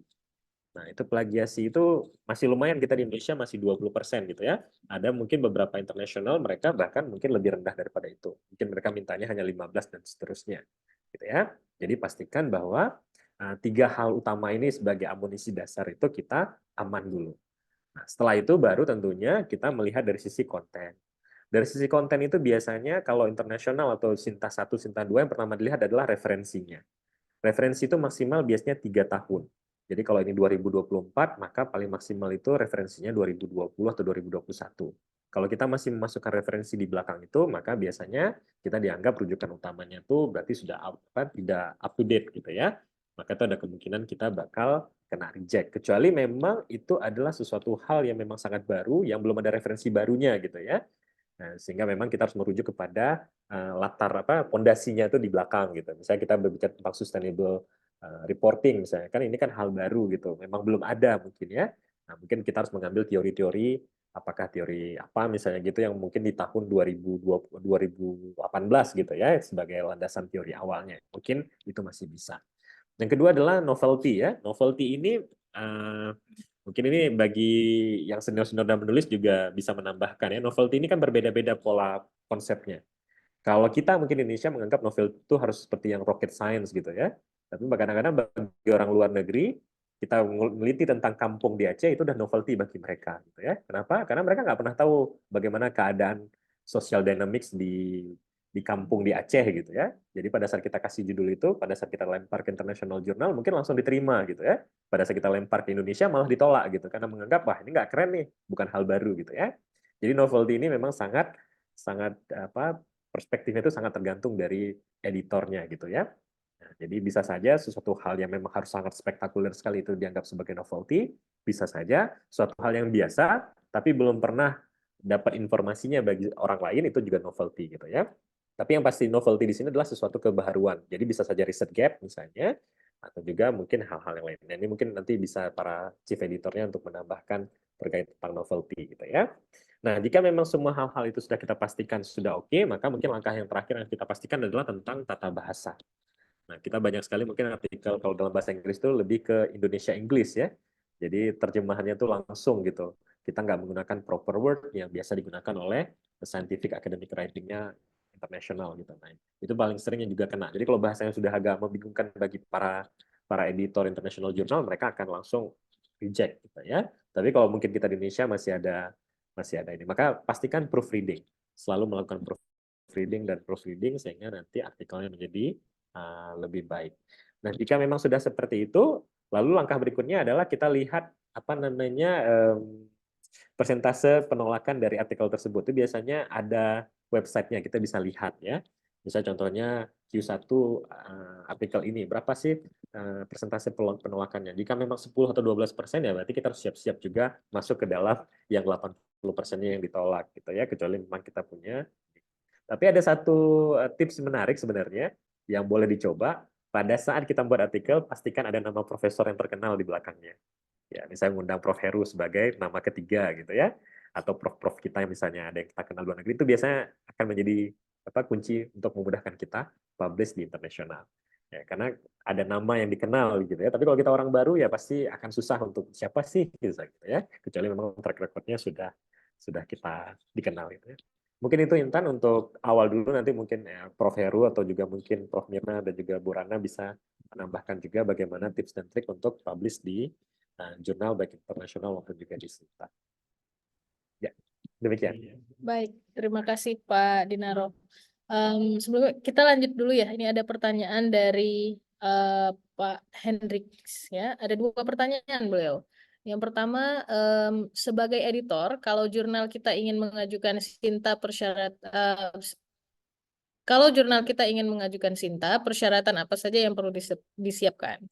Kemudian yang kedua, kalau saya punya artikel yang penelitiannya sudah dilakukan beberapa tahun yang lalu, misalnya 3 hingga 4 tahun yang lalu, apakah ada kemungkinan besar akan di-reject oleh editor atau sebaiknya ya udah submit aja atau malah dibuang artikelnya? Ini bagaimana saran dari Pak Dinaro? Silakan Pak. Jangan dibuang, Mas. Itu kan hasil karya. Baik, kita mulai yang pertama dulu ya. syarat untuk ini jurnal ya. Kalau untuk akreditasi, pastikan rujukannya adalah ke MARI, ke Arjuna. Di sini nanti akan diumumkan apa namanya ya, kapan akan dibuka untuk untuk akreditasinya dan apa minimal persyaratan untuk akreditasi. Secara umum persyaratan untuk akreditasi itu minimal sudah terbit 2 tahun, 2 tahun atau 2 edisi, saya lupa ya, tapi pastikan itu dulu. Jadi nggak bisa baru terbit pertama langsung kita akreditasi, tidak akan mungkin karena ada syaratnya. Kalau tidak salah saya itu 2 edisi atau 2 tahun, 2 tahun kalau tidak salah saya ya. Nanti bisa dilihat kembali. Nah, yang kedua harus punya ISSN atau EISSN, itu wajib. Jadi bagi kita baru buat jurnal belum punya ISSN, langkah pertama adalah daftarkan ISSN-nya. ISSN-nya di mana? Di LIPI. Kalau sekarang BRIN ya, daftarkan ke BRIN untuk ISSN-nya. Nah, nanti itu ada form yang harus kita isi, ada biayanya, dulu masih 200.000, sekarang saya nggak tahu berapa, apakah sudah meningkat. Ya, lalu nanti sekitar 2 minggu kita akan diberikan ISSN-nya. ISSN-nya itu ada 4 kode 4 gitu ya. Jadi ada 4 di awal, strip 4 di akhir. Gitu ya. Nah, itu pastikan. Lalu nanti ada QR code-nya dan semua. Nah, pada saat sudah ada ISSN, maka kita bisa lacak. Jadi misal contohnya kita ambil yang punya apa? Yang punya jedap ya misalnya ya. Sebentar ya mana? Nah, misalnya yang jedap, yang jaro misalnya. Mana dia? Nah, ini ya. Nah, ISSN-nya seperti ini. Nah, pastikan juga bahwa ISSN-nya itu dalam bentuk link yang bisa dicek. Jadi biasanya nanti juga asesor itu akan mengecek ISSN-nya. Jedap mana ya? Jedap. Sebentar. Jedap.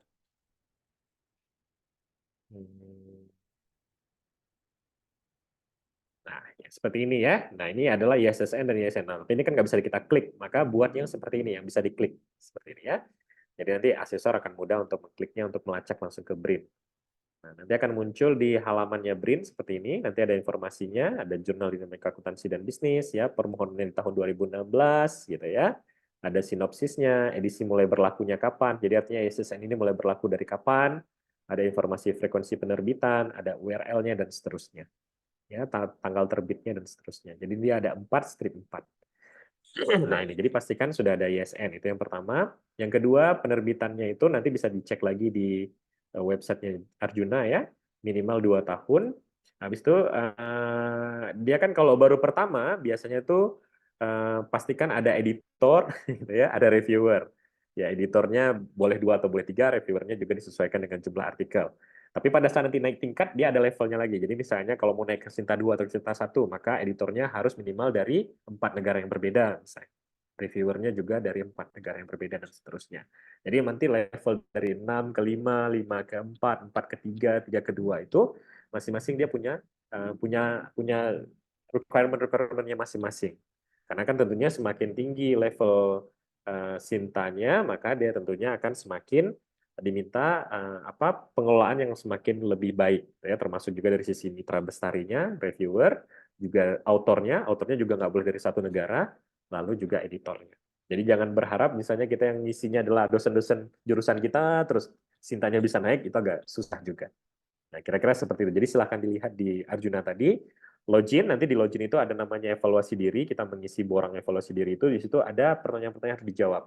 Jadi apakah artikelnya 100 halaman per terbitan, apakah sudah menggunakan API, dan seterusnya. Jadi dilengkapi saja, insya Allah nanti pasti akan dapat. Nah, itu yang pertama. Yang kedua, pertanyaannya, apakah kalau punya artikel yang datanya sudah lama, apakah bisa kita terbitkan? Seperti yang sampaikan tadi, Sinta itu kan dia ada 1 sampai 6, ya. Internasional juga ada yang bereputasi menggunakan Scopus, ada juga yang tidak bereputasi. Nah, mungkin kalau misalnya artikel ini datanya data-data lama, akan sulit untuk kita terbitkan di Sinta 1, Sinta 2, atau di internasional yang bereputasi. Tapi silakan coba kirimkan ke Sinta 5 atau Sinta 6. Kemungkinan akan diterima. Gitu ya. Atau jika memang punya cukup waktu, silakan mungkin ditambah waktu penelitiannya. Atau mungkin ditambahkan lagi analisanya. Jadi misalnya ini data 4 tahun lalu, apakah masih relevan dengan yang sekarang? Kalau misalnya relevan, di bagian mana yang masih relevan? Ya? Di bagian analisanya. Sehingga nanti artikel itu masih tetap ada kebaharuannya atau novelty-nya bisa kita gunakan meskipun diambil dari data yang lama. Nah, tapi mungkin ya itu tadi, kita nggak mungkin berharap bahwa itu bisa muncul di Sinta 1 atau misalnya di internasional bereputasi Q1, mungkin nggak akan sulit ya, karena sudah mentok di persyaratan datanya tidak update. Mungkin itu bisa menjawab pertanyaannya dari Pak Hendrik ini ya. Demikian Intan. Baik, terima kasih banyak Pak Dinaro. Iya, so rather than dibuang ya, jadi tetap dipublish dengan kita ini ya. Baik, terima kasih Pak Dinaro. Apakah masih ada pertanyaan dari Bapak Ibu peserta Zoom pada pagi hari ini? Mungkin sembari saya juga ingin mengucapkan selamat datang juga kepada dosen senior kita di ruang virtual ini, Prof. Mirna Indriani. Ya, saya mungkin juga ingin mengundang Prof. Mirna untuk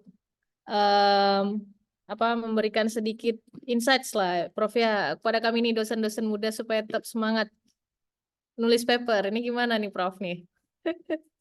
Mungkin semangatnya naik turun atau masih mencari-cari nih ritmenya. Iya, Assalamualaikum warahmatullahi wabarakatuh. Waalaikumsalam warahmatullahi wabarakatuh. Selamat siang semuanya. Moodnya dijaga untuk itu ya. Kita harus menyadari ada 3 tugas utama kita: pendidikan, pengabdian, penelitian. Nah, ketiga-tiga itu harus kita jaga. Jangan aja ada yang menganggap hanya sekedar sekedar mengajar. Tapi ada 2 aspek lagi yang perlu dan sangat signifikan untuk karir kita ke depan, terutama di dalam kepangkatan. Nah, meneliti itu ada yang mengatakan passion, tetapi menurut saya orang yang berhasil adalah orang yang tidak bekerja karena passionnya, tetapi orang yang bekerja di luar passionnya. Kalau yang udah banyak tuh kalau bilang, saya nggak passion Bu meneliti, sehingga saya banyak ada diabaikan. Jadi tantangan terbesar bagi para dosen muda adalah harus bisa memaksakan diri, karena kita adalah makhluk pembelajar terbaik. Orang-orang universitas itu adalah makhluk pembelajar terbaik. Jadi challenge dirinya untuk 3 aspek dari apa yang harus kita jalani. Kalau pengajaran mungkin gampang ya. Yang agak berat adalah kalau pengabdian mungkin lebih gampang ya, agak berat adalah penelitian. Nah, jangan jadikan alasan tidak fashion. Nah, karena itu pertama adalah kewajiban, yang kedua memang menjadi tanggung jawab kita. Tanggung jawab kita harus bisa melakukan penelitian. Nah, sekarang kewajibannya setiap semester. Memang kita sangat terbantu karena ada mahasiswa kita yang kita bimbing. Tetapi bukan itu saja, jangan juga sekedar mahasiswa membimbing, ya. Tapi jangan kita numpang hidup dengan mahasiswa. Maksudnya, paham kan? Maksudnya kadang-kadang banyak dosen juga ya udah semua hidupnya diserahkan ke mahasiswa gitu kan. Tapi jangan seperti itu. Nih para dosen nanti perusahaan kalau terbiasa itu menjadi gampang ya, jadi nggak ada cerita selain memaksakan diri, tidak ada cerita untuk selain memaksakan diri. Jadi saya berharap di dosen muda ini bisa memaksakan diri pada kinerja yang satu ini. Jadi nggak ada cerita mood, nggak ada cerita apa, nggak boleh seperti itu, nggak ada. Kalau mau berhasil, jangan sekali-kali bilang nggak fashion ya. Itu saya kurang passion apa aja, tapi asal jangan itu. Orang yang berhasil adalah orang yang bekerja di luar passionnya. Itu aja. Oke, itu aja. Mudah-mudahan bisa dicamkan dengan sebaiknya. Siap. Terima kasih banyak Prof. Masya Allah. Ya, jadi tidak hanya bergantung pada ada passion atau tidak ya, tapi ini tanggung jawab kita para dosen muda. Terima kasih banyak Prof atas insights dan nasihatnya. Ya, terima kasih banyak juga kepada Pak Dinaro. Ini sepertinya juga sudah menunjukkan waktu 11.15 ya. Waktu acara kita juga sudah hampir sampai di penghujung acara ini ya. Terima kasih banyak Pak Dinaro atas pemaparan materi dan juga insights-nya. Masya Allah luar biasa buat kami para dosen muda, bagaimana cara submit ya, mungkin ada yang belum pernah gitu submit online itu memang agak tricky. Jadi insights dari Pak Dinaro tadi langsung prakteknya memperlihatkan celah-celahnya di website Jaro. Jadi buat kita dosen-dosen muda nih ya, Bapak Ibu semuanya, mari kita semangat terus mulai menulis, kita submit, juga dimulai dari jurnal jurusan kita ini ya, di jurusan akuntansi ada Triple J ya, Jedap, Jaro, dan juga Jimeka. Terima kasih banyak, tepuk tangan dulu teman-teman semuanya buat Pak Dinaro dan juga tadi Pak Gamal. Baik, sebelum kita mengakhiri acara kita pada masih pagi ini ya, belum jam 12. Ada penyerahan sertifikat. Kita ingin mengundang Ketua Jurusan Akuntansi, Prof. Dr. Heru Fahlevi untuk menyerahkan sertifikat kepada kedua pemateri kita pada hari ini. Ada Bapak Gamal dan juga Pak Dinaro. Silahkan. Baik, Assalamualaikum warahmatullahi wabarakatuh. Terima kasih Intan atas kesempatannya dan juga pemateri Gamal dan Didit. Semoga apa yang disampaikan itu bermanfaat, ya, insya Allah banyak manfaatnya. Dan pasti ada pertanyaan belum puas, nah itu nanti kita buat lagi yang lain ya. Baik, mana sertifikatnya? Sudah siap?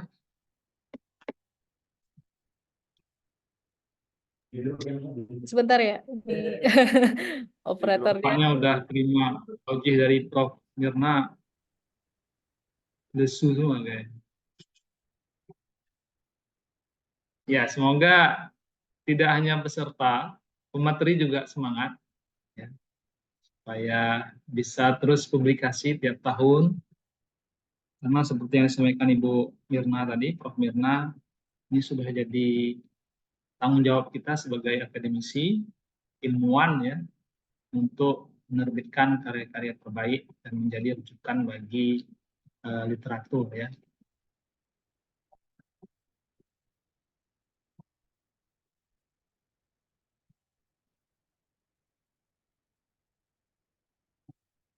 Gamal, baju kita sama Gamal ya. Siap, Prof. Baju Baru pulang upacara. Didit beda sedikit. Baik, saya, Prof. sertifikat penghargaan jurusan akuntansi memberikan sertifikat penghargaan kepada Dinaro SE MBA AKCE sebagai pemateri pada kegiatan workshop hari ini. Semoga ilmu dan informasi yang sudah diberikan menjadi tambahan pahala dan juga insya Allah bermanfaat bagi kita semua. Amin. Ya Rabbal Alamin. Terima kasih, Prof.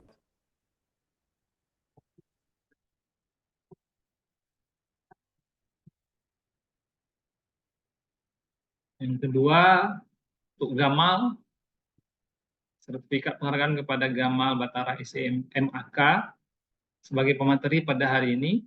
Terima kasih atas materinya, semoga tetap semangat. Gamal. Baik, terima kasih banyak, Prof.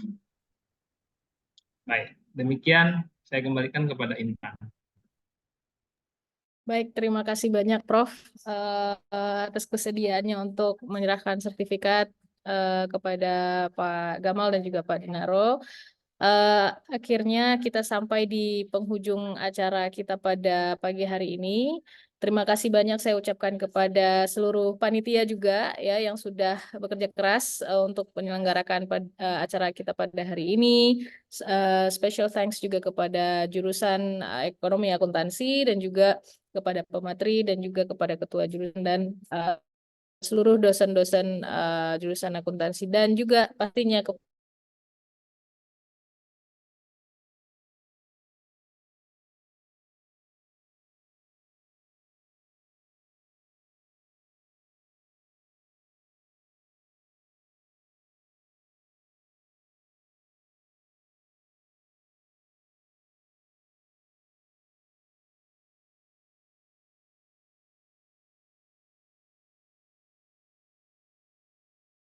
Oke.